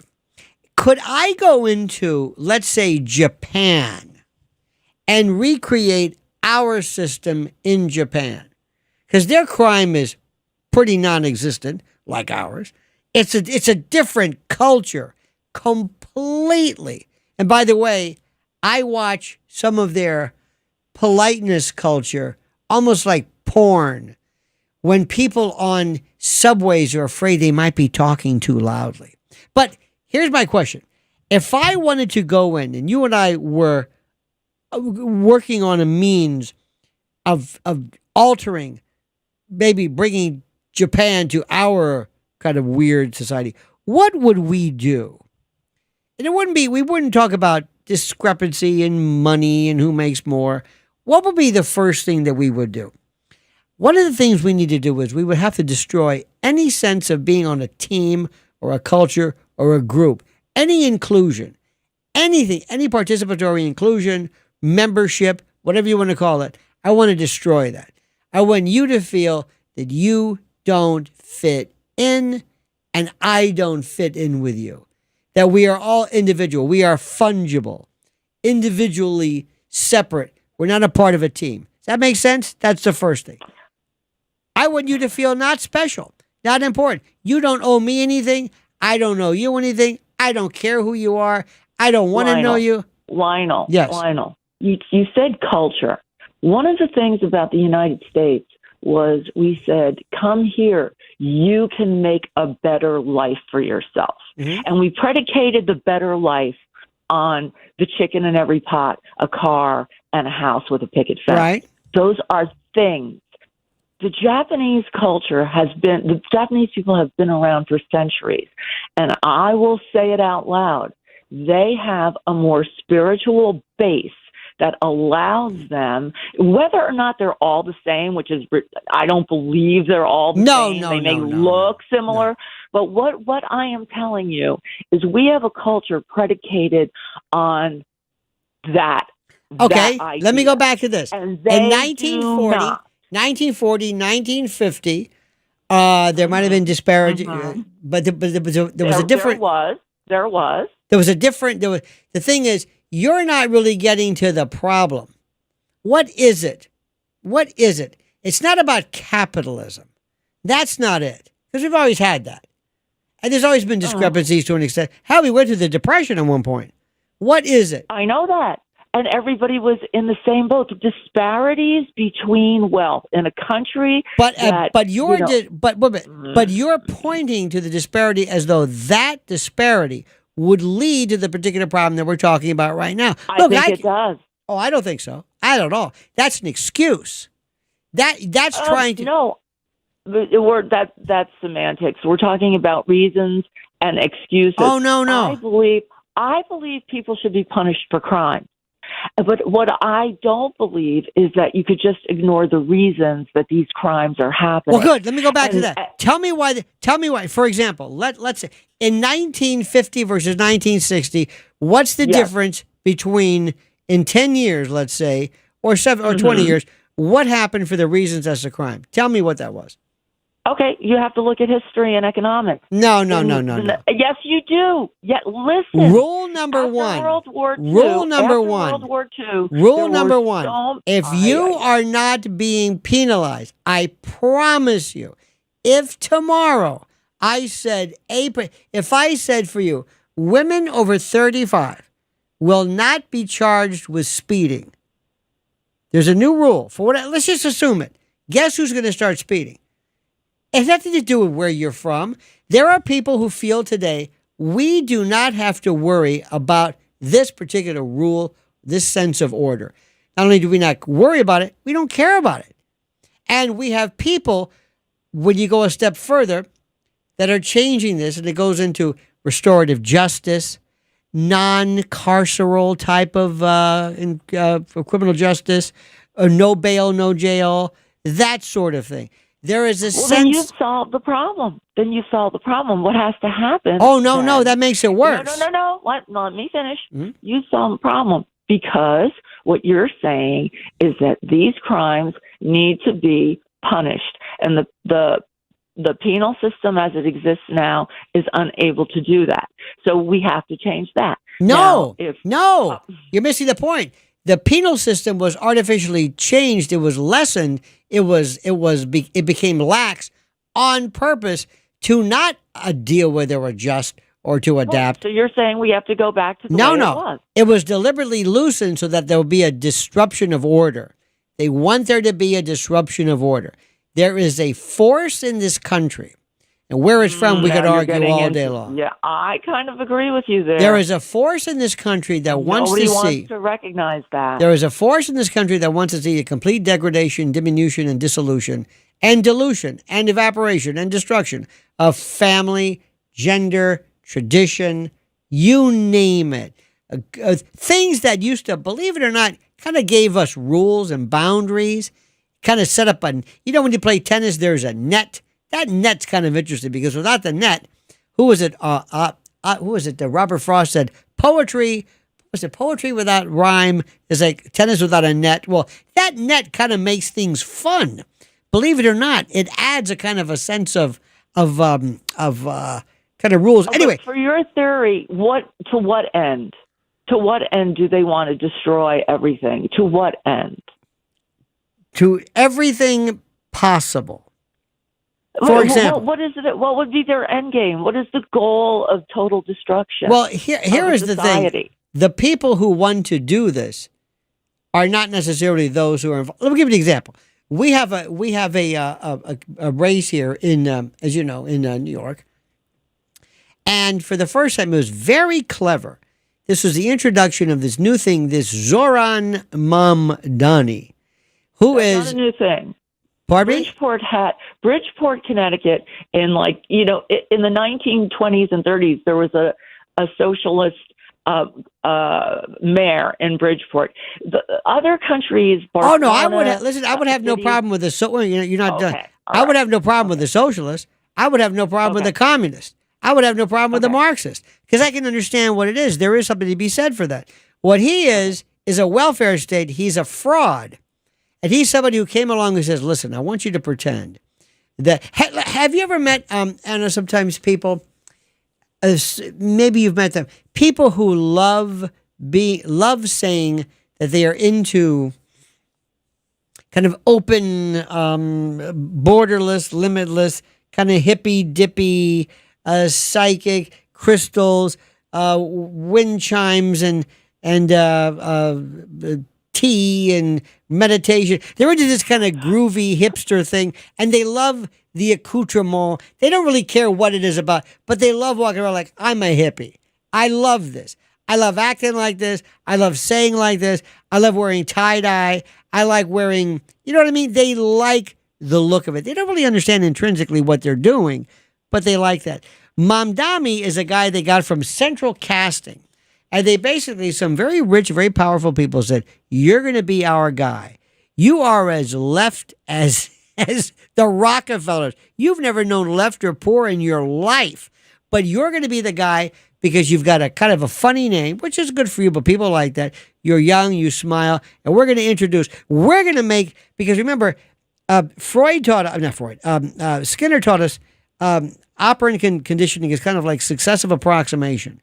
Whenever you want to introduce something, if I ever want to break you of a phobia, I introduce something to you little by little by little by little, incremental. So what happened is we kind of had, okay, there was the Ilhan Omar. That was interesting. Then AOC, she's a phony. Bernie Sanders, Democratic Socialist, phony. These are pretend, kind of like wannabe Potemkin Village kind of leftists. Well, enter Zoran Mamdani. This guy is from Central Casting. He doesn't believe it. But what he's going to be saying is everything you can imagine. Free buses, free food, somehow saying things, free housing, free medicine, free everything. No interest in law and order. I'm just going to say it to you. And people, this is an experiment to see what people will do. And what people are doing right now is those people who aren't really, a lot of them are leftists. I think sometimes they're just kind of, frankly, poor and just, they want a change, and maybe for the first time they feel connected. But he's an experiment. The one after him is going to make him look like Donald Trump.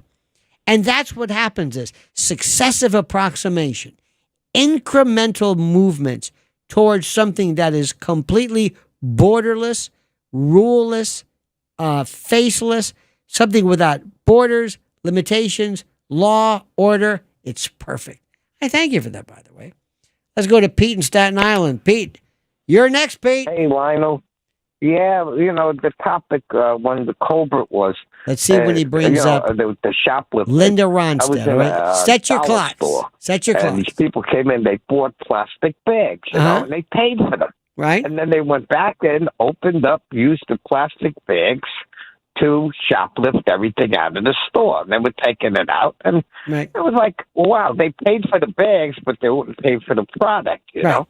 Just when you said that, it rang a bell to me, with that happening. And, like with this guy, this communist guy, this was the promise of free stuff.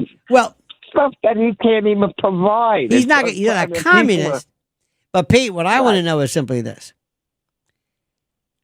How can you work in Linda Ronstadt into this conversation? I know you can do it. Tonight I kept off LR. I didn't mention it. I'm not going to do that. Come on, don't let me down. Pete, don't let me down. Work it in somehow. I don't know how. Work it in. Well, it was a great time, and I prayed for her because I know she has. Renee has Parkinson, And thank God I got medication that helps it a lot. Petey, I love you, my friend. I thank you so much. That was meant somewhat as a joke and not necessarily serious. Rusty in Queens. Rusty, you're on the other side of midnight with Lionel. Thank you. There would be no Mondavi if there was no Como and no Adams. There wouldn't be this guy. But that's what. But besides the point, they take the 10 Commandments out of the schools. The school. Thou shalt not kill and all that stuff. Who did this? These are the liberal politicians. You wouldn't have these guys.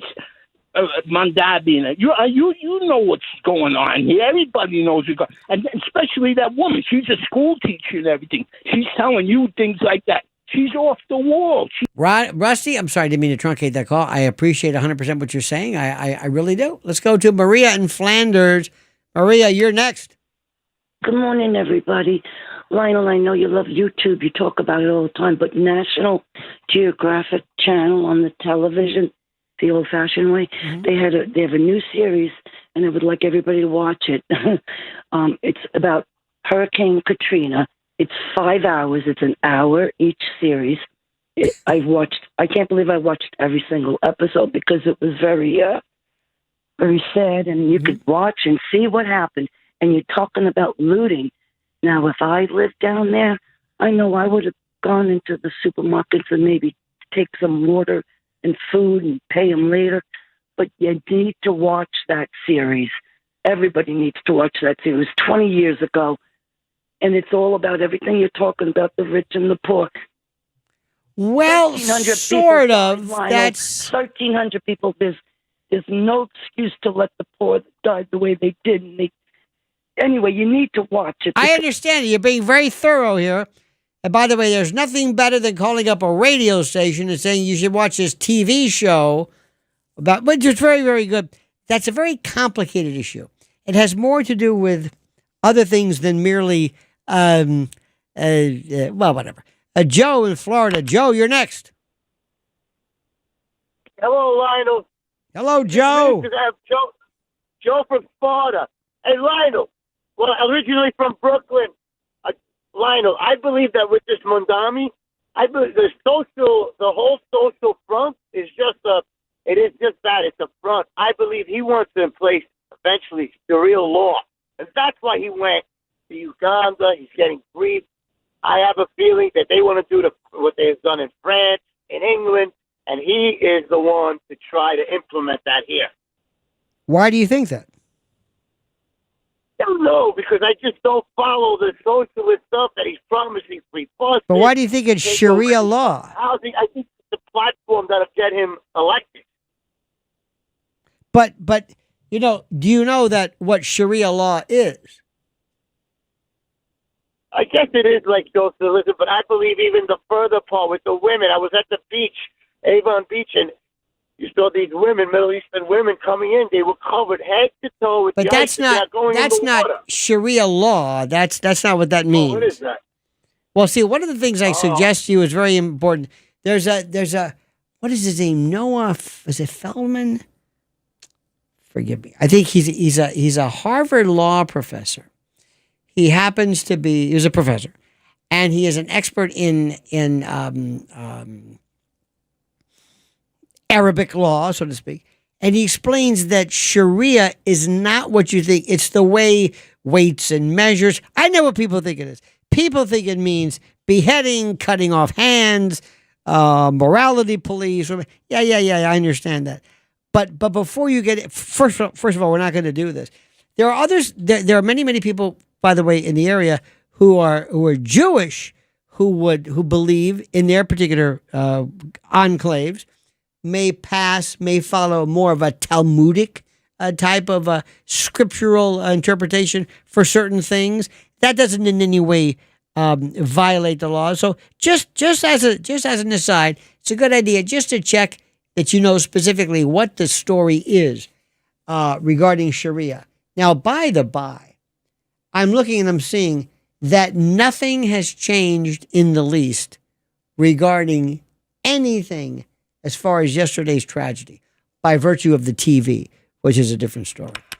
Frankie in Glendale. You're on the other side of midnight with Lionel. Good morning, my brother. I got in before the monkey died. Yes, sir. Listen, Rusty from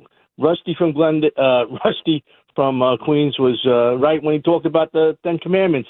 And you know who else was right? Senator Joseph McCarthy back in the 50s. How was he right? He said everything. How was he right? Everything that they were talking about, the communist influence, the destruction of our country. We're going to destroy ourselves from the inside out. And today, Nikita Khrushchev and Vladimir Lenin would be very proud of this Mondami dude. Well, thank you for that. I appreciate that. A little simplistic, but nonetheless, I think sincere. Mike in Pennsylvania, you're next. Hey, this is what happened, Lionel. The Ten Commandments out of school? No. When prayer left the house, when people didn't pray in the house with their kids and all, that changed things. Another thing that changed things was the remote control on the TV. Life is like the remote control. You don't like this wife? Go change it. Get another wife. It's just. I mean, this is how the world has gotten. It just changed. You know, you can't. No commitment. Just leave. That's it. Also, it don't matter what God you pray. God is God. No, God isn't God. If there was a batch of gods, we wouldn't have one God. So you got to be very, very, thorough in who you believe in. Are you saying there's only one God? There's only one God. Of course there is. Whose God is that? Whose God is that? Yeah. Well, how did this nation be built? How did the ideas for the last 250 years, how did it survive? But we are theists. We do not, with the founding fathers specifically eliminated. In fact, in the Treaty of Tripoli, said that we are not a Christian nation. They were deists at best. They might have paid some lip service to, God in the firmament. But this is not a Christian or a religious-based country. In fact, we went through out of our way to basically not only guarantee free exercise of religion, but also to prevent the establishment of religion. So we got to be very, very careful with that. What America provides is the freedom for you to appreciate whatever you want. Now, let's talk about somebody who's a Buddhist. A Buddhist, for the most part, probably doesn't even believe in kind of a spiritual God that controls things. Are they less moral than you? Is an atheist able to be a good person, to have their own sense of morality? Or must you have a religious belief that keeps you in the right lane? Lionel, yes. They can be good people and all. You know why? Because they're made in the image and likeness of God. There you go. 800-848-9222. 800-848-9222. Can't argue with that. The other side of midnight. Let's just jump back to the phones. Back to what I call fun. I cannot wait to turn this damn TV off. I swear to God. Fox News, since what there's nothing. I guess there's no TV on before 5 o'clock. Is that it? It's like the same story over and over again. I don't understand it. Chris in New Jersey. Chris, you're on the other side of midnight with Lionel. Lionel, you're a treasure, and I got you in the middle of the night, and a lot of people don't know about you, and I like it because I laugh my ass off by myself. You're funny as hell, and I thank you. Well, thank you, sir. And I think you're educating me, too, because every night I'm laughing at something that's extremely smart. Well, may I say something? Sometimes I think that invariably, I will most probably always point out how something is absurd. And that to me is a way of, rather than telling you the truth, I rather say, this is the nuts thing about this. It's weird. And also, when you talk, it comes from a very good place, too. You come from a very kind place, and you wake people up. If they're listening, you wake people up in a very kind way. Well, Chris, I appreciate that. You made my day. Thank you, sir. Don't ever change. I mean that sincerely. Let's go to Jerry in New Jersey. Jerry, you're next, Jerry. Yeah, hi, Lionel. I live in New Jersey. I live in Whitelandia, as Ron Kuby used to say, and I leave my doors open. And it's a nightmare. It's so boring here. But that's where I bought a building for my business, And I think a lot of the problem has to do with, like, people just never got the message that you have to make sure your kids learn how to read, write, do math, because there's not that many unskilled jobs that pay well left, and people just get despondent and go rogue. No. And plus all. See, one of the things which gangbanger. people love to do is they love to be able to explain to you why they do it. See, the reason why is because of the music. The reason is why is because of the song. The why is because of the media. No.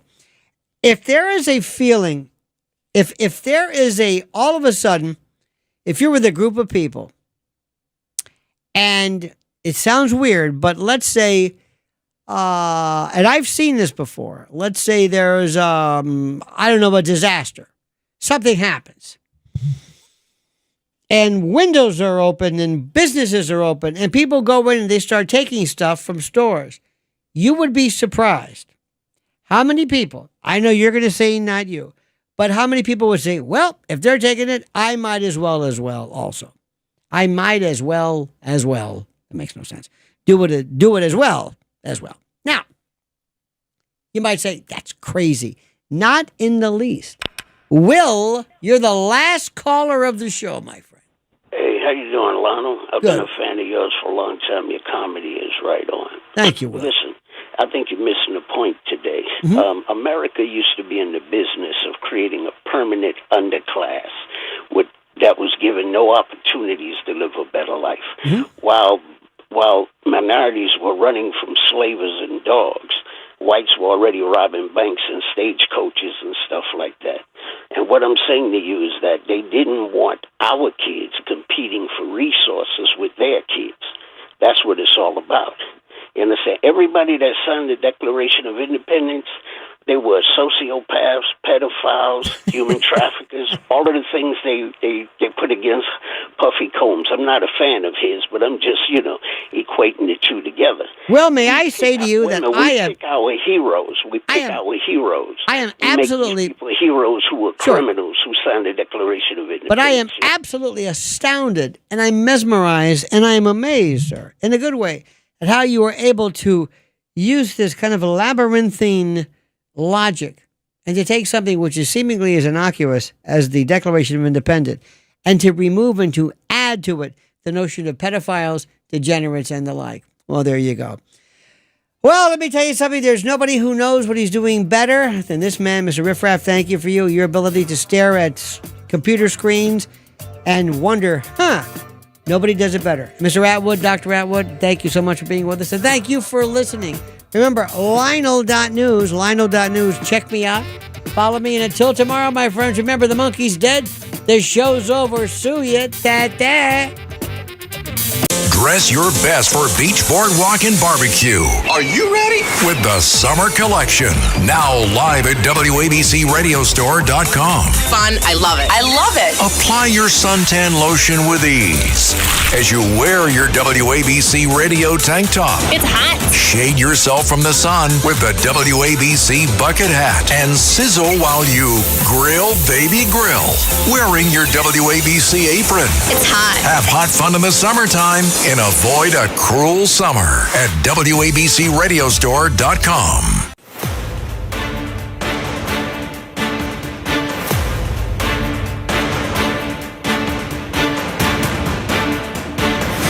Now, from New York City to the world, it's Dominic Carter. And, of course, we are dealing with last evening's active shooter in Midtown. It's like those two terms just don't go together, but that is exactly what happened. Dominic Carter here with you. The number to reach us live right now, 800-848-9222. So in trying to put two and two together as it relates to what happened, the midnight show, Eastern Time, I said, and I was speculating at the time, that when you consider that the shooter, he was a standout football player in high school, really, really, really, really good football player, and the NFL happened to be located at this building on Park Avenue, I said that there's a strong possibility this guy may have snapped because of somehow related to the NFL, the National Football League. And the authorities are indicating that that may be strongly the case of what happened. I want you to listen to New York City Mayor Eric Adams on the Fox 5 News show this morning. When I heard all these really loud bangs, I thought that the ceiling was collapsing. So I turned around, and then all these people were running and screaming. Gunshots, the doorman heard them too, so he shut and locked down the building. But it was so crazy, it was insane. So everybody sheltered in place as quickly as they could. Our bar regulars that come in daily after work that were running down Park Avenue came into our safe haven. Clearly, that was not Mayor Eric Adams. Let's listen to the mayor right now. Tell us about the apparent suicide note that was in the shooter's pocket. He alluded to having CTE from playing in the NFL. He never played in the NFL, and he alluded to the CTE being the reason for his illness. It appears as though he was going after the employees at the NFL, the building. 345 housed the NFL's company there as well. But we're still going through the suicide note to zero in on the exact reason. But at this time, it appears as though something that is attached to his belief he experienced CTE from playing in the NFL.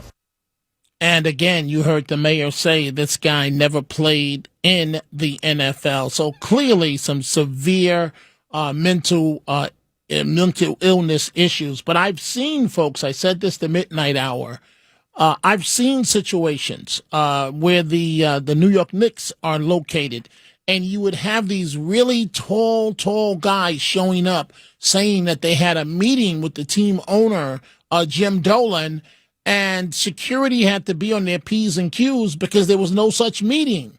And these guys' minds, because they were so tall, they thought they were so good, they thought they were guaranteed to go to the NBA, and for whatever reason, it didn't work out, and they just snapped. So that might be a possibility of what happened in this case. And so amongst the victims, one has been identified as a Cornell University grad who worked for the management company that owns the Manhattan skyscraper, the Rutan family, the Lou Rutan family.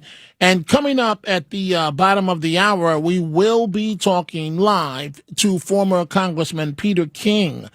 And the number to reach me right now as we start with your telephone calls, 800-848-9222. Wait till I tell you about the incident in Cincinnati, Ohio. The people that were savagely attacked by what amounted to a wolf pack. And I'm going to explain how Democrat politics play a major role in this and what the police commissioner is saying. She is blaming the people that posted the video or reposted the video on social media. She's not saying a word of what I can see about the savage behavior of the people involved. She's instead chastising the people that reposted the social media video of what happened to these innocent people. 800-848-9222. Let's start with your calls. Line 1, Jay, New Jersey. What's on your mind, Jay? Yeah, hey, Dominic. About the response to the Cincinnati incident, unfortunately, Democrat policies, as the vice president said, they, encourage lawlessness. And unfortunately, I think this is a trend you see in Minneapolis for that. Right. Hey, Jay, it says here you wanted to talk about the Midtown shooting. Yeah, I'll get to that. Yeah. No, Jay, no. Jay, we have a lot of calls. It said here you want to talk about the Midtown shooting. I don't have time for you to talk about both. So which one do you want to do? It's one point I'm making. Oh, okay. That when Democrat politicians encourage this kind of violence, and then when something happens, their response is to blame, you try to push the gun control agenda. I think that's kind of cynical to, to stand on the bodies of the hurt and dead people, and to at the same time encourage the lawlessness like we see in Cincinnati, and then turn around and blame guns for the shootings that happen. And you see these politicians getting elected all over the place, and now Zohran Mamdani in New York, and this guy in Minneapolis, Los Angeles, Chicago, right. Portland, and so on. Right. And got it, Jay. I think the things will get better before they get worse, unfortunately. You mean they'll get worse before they get better. But, Jay, thank you for the call. Let's go to Tony, line 2, White Plains. What's on your mind, Tony? Yeah, hi, Dominic. Dominic, maybe you could explain this. This is what I don't understand. I haven't heard anybody talk about it. Now the shooter, he double parked his car. He gets out of his car, and he walks to the building, which is in total maybe about a half a block or something. He's got a rifle exposed. You mean to tell me that nobody saw him, nobody stopped him or anything? I don't understand that. And then... Okay, Tony, wait, Tony, you live in White Plains, correct? Right. How often are you in New York City? Me? How often are you in New York City? Oh, I haven't been down there. I don't go down there. That's exactly what I thought. That's exactly what I thought. When you are traveling in New York City, people don't want trouble. Everybody minds their business. People look straight ahead. They don't want to encounter any mentally ill. They don't want to encounter any homeless people. The weapon was at the side of his, so it was almost at his leg. So unless you're specifically looking at this individual, then you're not going to see it. Unless you're specifically looking. Now, you and I looking at the picture that we see now, it becomes a matter of how could you miss this, right? But if you are a New Yorker, and New Yorkers mind their business, they don't want any trouble, I don't want to look away. So, I mean, that's the only way that I can explain it, Tony. But you feel that someone should have seen this, correct? Yeah, but Dominic, what about the police? You mean there's cameras all over the place? They didn't see this guy walking with a rifle? Okay, wait, but Tony, you have generally a team of officers that are monitoring an entire area. And so you're saying what you're saying, Tony, is they should have known to look at that one. I want you to think about what you're saying. They should have known to look at that one particular camera out of about 100 to pick up what was going on. Now, I don't know if they have software that will alarm them if a camera picks up a weapon. I don't know, Tony. But remember, they're looking at like 100 different monitors at one time. So I'm not making excuses. I'm just trying to explain the reality of what's going on. But Tony, you see, I knew you hadn't been to New York City in a while because people in New York City, nobody wants trouble. Everybody minds their business, looks straight ahead, and keeps walking. Thank you for the lovely call, Tony. Let's go to Kathleen in Delaware. Dominic Carter here with you, folks. The number to reach us live, 800-848-9222, the active shooter situation from last night. Kathleen, what's on your mind? Line 1. Dominic, I wanted to know, well, we moved from New Jersey to Delaware, and I just have to mention, I haven't smelled pot, and we've been here 6 months once. You don't smell it in the air. It's a breath of fresh air. But is Eric Adams stoned? So is the mayor stoned? I don't know what you mean by that, Kathleen. I mean, I know what you mean by stoned, but I don't understand what's the point where this is coming from. What are you trying to? Why are you saying that? Because the way he talks, and it was that I don't know. When you say wait, when you say the way he talks, are you talking about today? Are you talking about all the time? I don't know what your point of reference is. But especially today. Well, today it's. I mean, we do have to understand, folks. This is not Hollywood. The man is on about an hour's sleep, if that much. I mean, we do understand, Kathleen, that he's been up all night long, right, with briefings, and it comes with the turf. Giuliani had to do it. Every single mayor, every single top executive. For them, see, I don't know, folks. We're not, Kathleen, we're not looking at the entire perspective of this. When something like this happens, he's getting nonstop briefings, right? updates from the police in Nevada. Then he's got to probably didn't get to sleep until about 4 or 5 a.m. And then he's got to be up very early in the morning to do the morning TV shows. So I haven't seen the mayor this morning, Kathleen. But understand these are very, very trying times. And for any chief executive, it's a tough situation. Thank you for the lovely call, Kathleen, and best wishes to you and your family here. Let's go to Teresa, line 2, Long Island. Teresa, what's on your mind? Hi, Dominic. How you doing? Hi, I'm well. How about yourself? Good. I just had an opinion about the reason why maybe people wouldn't say much. It's because, and I'll speak for myself, I would have in the past, spoke out and tried to come to someone's help or whatever. But after what happened to that Marine having to defend himself, not knowing if he was going to go to jail. Daniel Penny. It becomes like you second guess yourself. Like, what should I do? Should I do something? If I knock this guy out, if I spray him with mace or something, then you're going to be the one getting charged with these wacky DAs and everything these days. It's just, it's kind of sad. And you are correct, Teresa. You're 1,000% correct. With the DAs that we have. And this is the point. Thank you for the great call, Teresa. This is the point I want to make. We're going to play coming up soon. But also we're going to have former Congressman Peter King joining us live. When you work for a progressive mayor, you know what you better say and what you better not say. So the police commissioner of Cincinnati knows she better not come out there and talk law and order. What she does instead is blame the people that reposted the video of these horrible attacks. We're going to take a break, and we are coming right back. It's Dominic Carter. And we are back. So for a moment, we see all of your telephone calls, but for a moment, let's focus on what happened in Cincinnati. I've talked about this extensively since Sunday night, and politics at play. So you have a progressive mayor in Cincinnati that wants to pretend that this didn't happen. So what does that mean for the police commissioner? That means that for any police commissioner, if you come out and try and sound strong law and order, that's not going to please the mayor. So you better not do it, because you're not going to be around too long if you do. Sure enough, the police commissioner comes forward.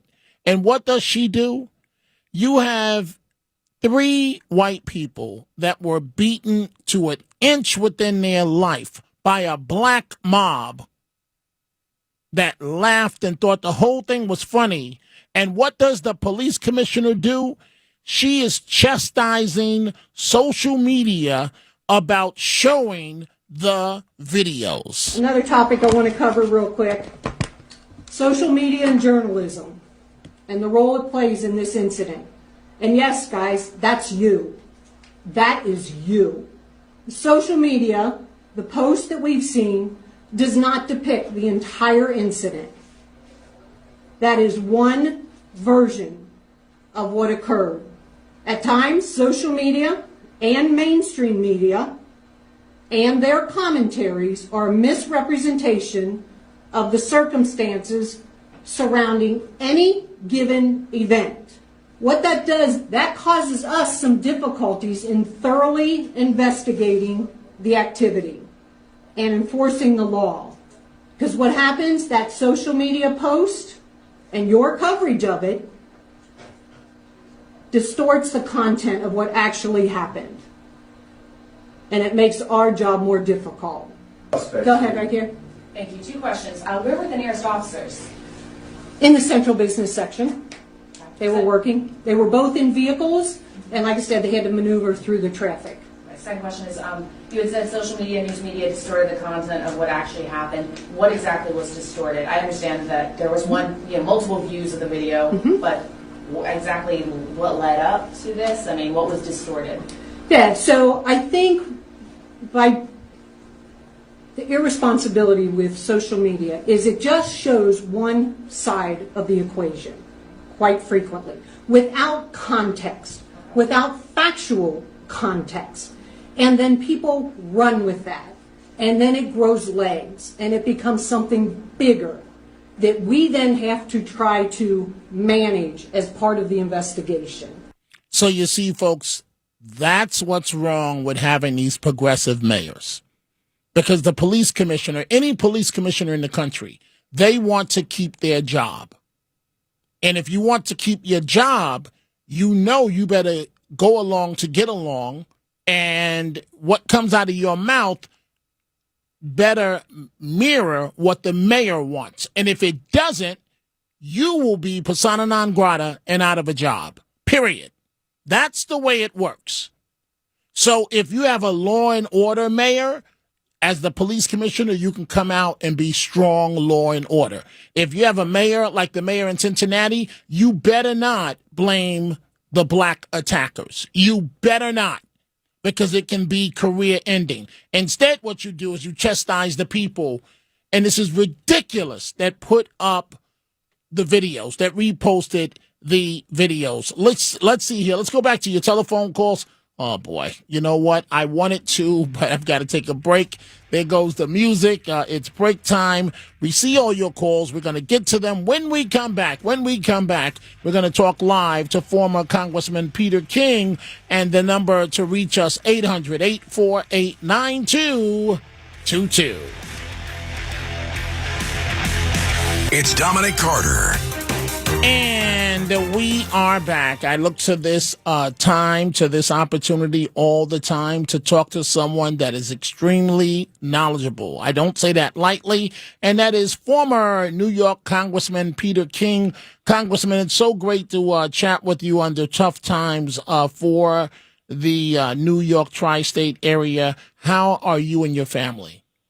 I'm doing fine. Rosemary's doing fine, so I won't have to listen to you asking that question. All you care about is Rosemary. You forget about me. I feel like I'm like excess baggage when it comes to you. No, Dominic. That's not true, Congressman. We love you. You were a good guy, and I knew you were a good guy even before you went to Congress. But clearly the star of the family is your wife, and so I said okay, let's go on to the interview. Okay, I'm tired of hearing about Rosemary. Congressman King, you work with law enforcement. You do an excellent job in Nassau County, working with the county executive who does an outstanding job, Bruce Blakeman. Clearly a rising star. The guy is the real deal. But the active shooter situation in New York, the two, they almost seem like they don't go together. Active shooter in the city of New York. What was your reaction, and how do you feel about what has happened hours later now? Well, like you said, this is really the first active shooter. I remember when I was a kid, I'm dating myself, back in Harlem about 1955. There was some guy who was on the run, and he was shooting at cops from an apartment window. That's the closest thing, and that was just a guy who was on the run. I don't think we ever had a planned shooter like this coming in from out of state, going right to a main office building to carry this out. So really, it was the first of a kind. Having said that, the way the NYPD reacted showed that they were training for this, as they are for many other contingencies, many of which are never going to happen. I mean, again, I think it says a lot that we never had an incident like this before, and yet when it happened, when it hit the fan, those cops were there. The emergency service unit was there in full gear. The other patrol cops outside forming a perimeter. So it was the only thing I would say. This is not in any way a criticism of the cops. It's really, I think, it's what happened with the budget. The fact we've gone from 40,000 to 31,000. There were no cops immediately in the area when this happened. You couldn't expect them to be. There's not enough to be. They're spread out so much. But they overcame that once the event happened. They were there within minutes. They took over the situation. They totally locked everything down. They were going floor by floor, and he ended up committing suicide, knowing he had nowhere to go. But they did a tremendous job. There was no panic. It wasn't guys running around the corner trying to figure out where to go or going in the wrong door.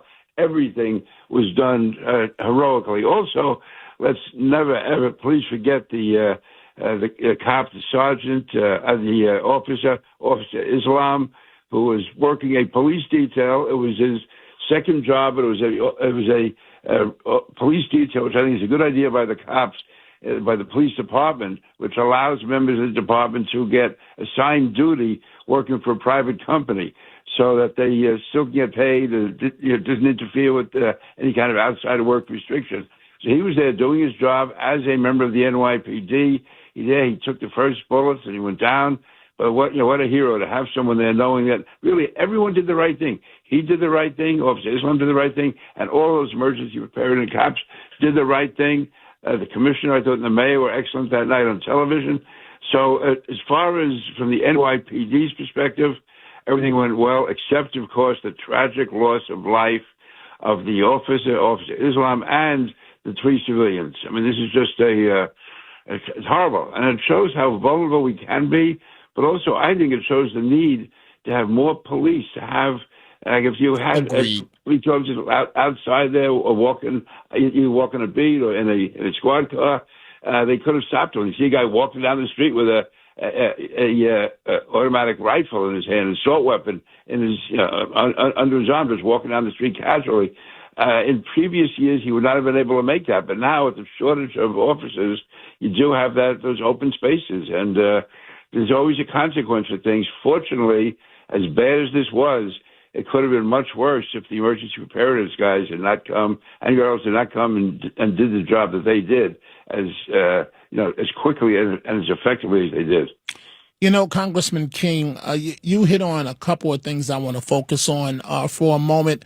One, I want to get to the mental illness aspect, but we had 1 or 2 callers, the midnight program, that immediately started second guessing the actions of the slain officer, and I was not feeling it because we don't even know if this officer was able to defend himself before he lost his life. We know that this nut job had an M4 rifle, something to that effect. Yeah. And so, but Congressman King, explain this to me. Why would people second guess the officer? I mean, I don't understand. I really don't.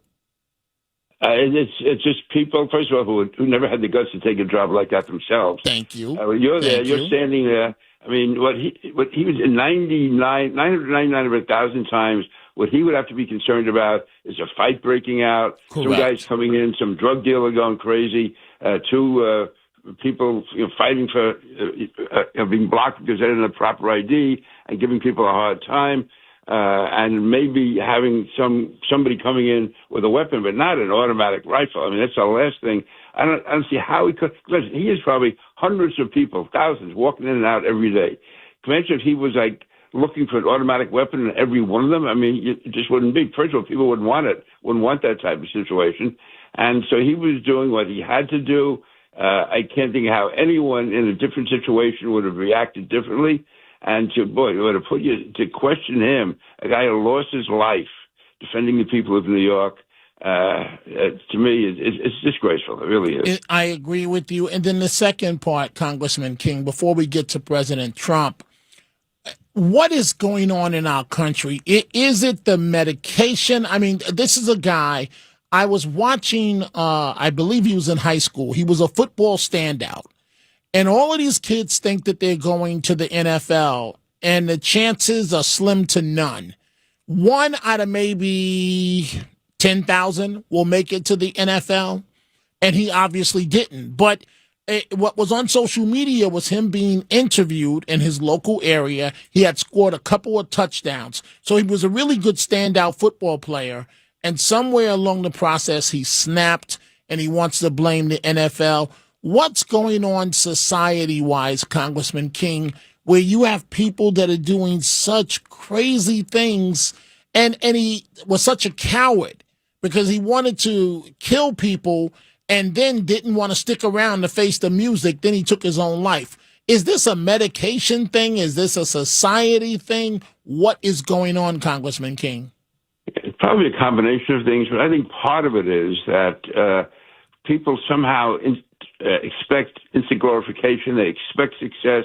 They think great things are going to happen. I don't want to date myself, but growing up, we consider ourselves lucky if we made it through the day. We knew that life could be tough. The Irish say that life is a vale of tears, And I think Moynihan said, being Irish means knowing that somewhere the world is going to break your heart. Now, I'm not trying to be a fatalist. The fact is, we never anticipated we were going to be great. We never thought we were going to make a Major League Baseball player, be a all-pro football player, be a star. I mean, you work as hard as you can, you go as far as you can, and then you do what you have to do next. Don't expect to be a superstar, especially, as you said, when the odds are so much against you. I mean, God, it's the thought of making the NFL, what you have to do to make the NFL, the odds are so much against you, as it is with all sports. Like these guys playing basketball in the schoolyards think they're going to be in the NBA. Great. Play as long as you can, as hard as you can, but don't go off the deep end when you don't get drafted by the Knicks, when you don't get a college scholarship, and when you have to go back and do a blue-collar job or go back to school and get yourself, try to get an education. The idea, I think most people in previous generations were taught from an early age, nothing is guaranteed. You do the best you can, hope for the best, and keep going. Today, I think people, they run into a brick wall and they're shattered. They don't know what to do. And then, again, with mental health, I don't know whether there's more mental illness now, we're just aware of it or not. I don't know. I don't know what the impact of, the medications are. But certainly there is, as you figure, in previous generations, you had the Depression, you had World War II, you had so much coming over. Certainly, there was not a great amount of jobs. You had to work hard to get a job where you could just pay your family's bills. And people didn't seem to be going off the deep end. I don't recall any mass shootings in the 40s, 50s, even into the 60s, early 60s anyway. Maybe once you had the acid rock group coming along. Maybe that changed things. Maybe Woodstock, that mentality. I don't know. But really, going back to certainly the days of the Depression, World War II, the Korean War, when people were barely the first generation immigrants who started trying to get out of their ghetto, if you want to call it that, the immigrant ghetto, moving up the ladder. And it was a tough fight, but I never knew anyone who thought they were guaranteed to be a great success. Congressman King, and as you're speaking, and I'm thinking about this, right? So now it's almost rare, and he wasn't from New York. It's almost rare, and the concussion issue and so on. It's almost rare that someone from New York will make it to the NFL. They now mostly come out of the SEC conference, playing in the South. And, to think, and everybody should have dreams. Everybody should have dreams. But, and to compare it to even rap, right? Everybody thinks they're the next Jay-Z. No, it doesn't happen that way. There's only one. There's only one Beyonce. And, and people don't, and they think that he was clearly a standout. But something went wrong. I don't know if it was a bad attitude. I don't know if it was grades, but he didn't make it to the NFL. And then you want to come shoot up New York City because you didn't make it. Congressman King, let me ask you about this. Apparently during the campaign, and I'm serious when I say this, and I was exchanging in emails with someone, oh, you never criticize Trump. Well, when he does something that's wrong, I'll criticize him. But when the man said, I made this point, Congressman King, and he was in Scotland, and I think he still is, and I want him to continue playing golf, and here's why. With the deals, Mr. President, that you've been doing with the European Union and others while you're playing golf, keep playing golf if it means we're going to keep winning. Trump said that we would get so tired of winning, he was going to win so much, the American people, and it's coming true. I mean, how do you assess, I'm going to get to Russia in a second, how do you assess the deal with the European Union? And it seems like a net gain for America. Oh, it certainly does. I mean, listen, I was one of those who really questioned, the use of tariffs, the way he was using them. They still may not work perfectly, but I tell you right now, they are working. The European Union and, as before, that looks like Japan, other countries, they're lining up to make the deals with the United States. These deals certainly seem to be of net benefit to the U.S. The EU, I think if you had asked them a year ago if they would agree to something like this, they would have said absolutely not. Correct. Because they did agree. And so he's really, there's several things here. One, I think his policies are working. At the very least, they're going to break even. It probably will be a good success. I'm reasonably confident of that. But even more than that, he is definitely establishing the United States as the big guy on the block We're not going to be walking around apologizing. We're not going to be sitting in the background. We're going to be establishing ourselves as the world leader. And you almost see the European Union, the head of the European Union, she was acknowledging that Donald Trump is the big man, that the United States is back, that the United States is showing leadership.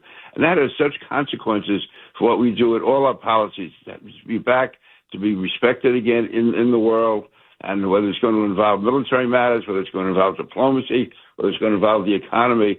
I think it's important that the world and the American people, but even especially the world, have confidence in the President of the United States, whether it's Roosevelt, whether it's Eisenhower, whether it's Kennedy, whether it's Reagan. I mean, the fact is, and Bill Clinton for that matter, with all his problems, he was able to make things work. And so that, to me, it really is important.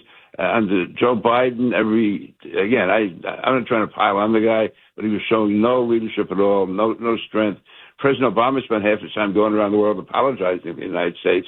And maybe Donald Trump is out there proud to be an American, proud to show leadership, and not apologizing for us. And everything you just said is 1,000% correct. Congressman, I'm out of time. I wanted to ask you about the situation in Cincinnati, the ruthless beating of those innocent people who happen to be white, and the crowd, unfortunately, happened to be all black. But we'll save that for the next time. It's always great chatting with you, Congressman King. I look forward to doing so again. Absolutely, Dominic. I love it, too. Thank you very much. Thank you. Thank you. Well, regards to your family. Thank you, Congressman. You got it. Time for a break. We are coming right back. It's Dominic Carter.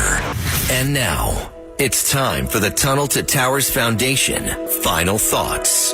And the Tunnel to Towers Foundation final thoughts of the day. Obviously, I'm thinking about the victims of this shooter as this happened last evening. It hasn't even been 24 hours yet. I don't have the answer to how you stop something like this. Many of you will say a good person with a gun, but that's really simplistic. And with someone with an M4 rifle, you're not going to stop that person that is determined. So I just don't know what the answer is. But I want to get right back to your telephone calls. Let's go to, let's see here, Gary, line 1 in the Bronx. What's on your mind, Gary? Hey, Dominic, how are you? Good. Go right ahead, please.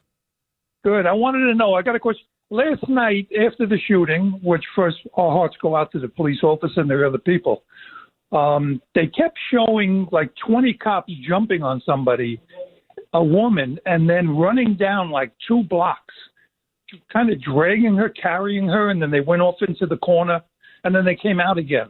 So we know who this person was? Gary, I'm saying this with love. You see, I don't know if it's the modern times that this is not Hollywood. This is a real situation. So at that point, the cops don't know who the good guys are. They don't know who the bad guys are, or they don't know how many people are involved. They don't know how many people may be working quietly with the shooter. So what happened was someone ID'd this person as being involved. They were some person had ID'd like 2 or 3 people. The police are trying to figure out what's going on. If someone IDs them, they're going to grab them. And so you saw all of these officers grab the person and handcuff her and storm off because the crowd started building up and they had to get her out of there, and they got to get control and make sure they're not in shooting range of a sniper that could be firing out of a window. This is not Hollywood. This is real life. And we already had, unfortunately, and thank you for the call, Gary, we already had 1 police officer lose his life. And the police were, and you know what? Let me say this, folks. The next time that you criticize the great NYPD, think about what happened last night. Think about what happened last night. All of those cops knowing this situation, and they were running to the building. The SWAT team. You know, SWAT is kept so quiet in New York. I started privately wondering, do we still have SWAT teams? I know we have emergency services, and of course we have SWAT teams. But do you see how fast they were on location and in the building? Everybody else running out with your hands up, trying to get as far away as possible. Or if you're inside, barricading yourself inside. SWAT was running in. Let's go to line one. Mike, Wayne, New Jersey. What's on your mind, Mike? Hey, how are you, Dom? Well, I heard last night they said that he shot himself in the chest, Mayor Adams said. Okay, and what's your point? He had a long gun, Dom. That's virtually impossible to use a long gun. I think. Well, I don't. I think they said that he had a handgun as well. Can you guys just check that, please, guys? Everything is not a conspiracy. Oh my God! I believe they said that he had a handgun. Can you check that quickly while Mike is on the line so we can find out the answer? Because I want to make sure I'm factual, Mike. But everything is not a conspiracy. Why do you think this is a conspiracy, Mike? You're making a conspiracy, Dom. I'm not trying to do that. I'm just questioning, that's all. Okay, all right. Well, they're looking right now. I think he had a handgun and took his life. And unfortunately, we're running out of time. Mike, I'm going to have to answer that question for you tomorrow. Quickly, line two, Eduardo. What's on your mind? Tampa, Florida. Go right ahead. You got 30 seconds. Okay, Dominic. Yeah, good afternoon. Well, the mental health between Walmart, Stabber, and the New York thing just shows that should be the priority thing, not gun control. I can't emphasize that anymore. Yeah, but you got to have politicians that are willing to make it a priority. That it's not that simple. Well, we got to get Congress to have legislation. That helps too. Right. Well, again, and thank you for the call. You have to have Congress that's willing to take on this issue, and I don't know. Folks, all it takes is $11 a month. Donate $11 a month to the Tunnel to Towers Foundation at T2T.org. Exercise your First Amendment right to whip out your freedom of expression with Anthony Cumia. Welcome back. Hats, hoodies, and shirts from the WABC radio store. I didn't even know this was a thing. Like the Clown of the Week t-shirt. And wrap that rascal with the Anthony Cumia signature hoodie. I don't care if you're on the high seas or you're just in a bar in New York City. Plus the Cumia microphone logo line. The Anthony Cumia Store. Now live at WABCRadiostore.com. I want to start off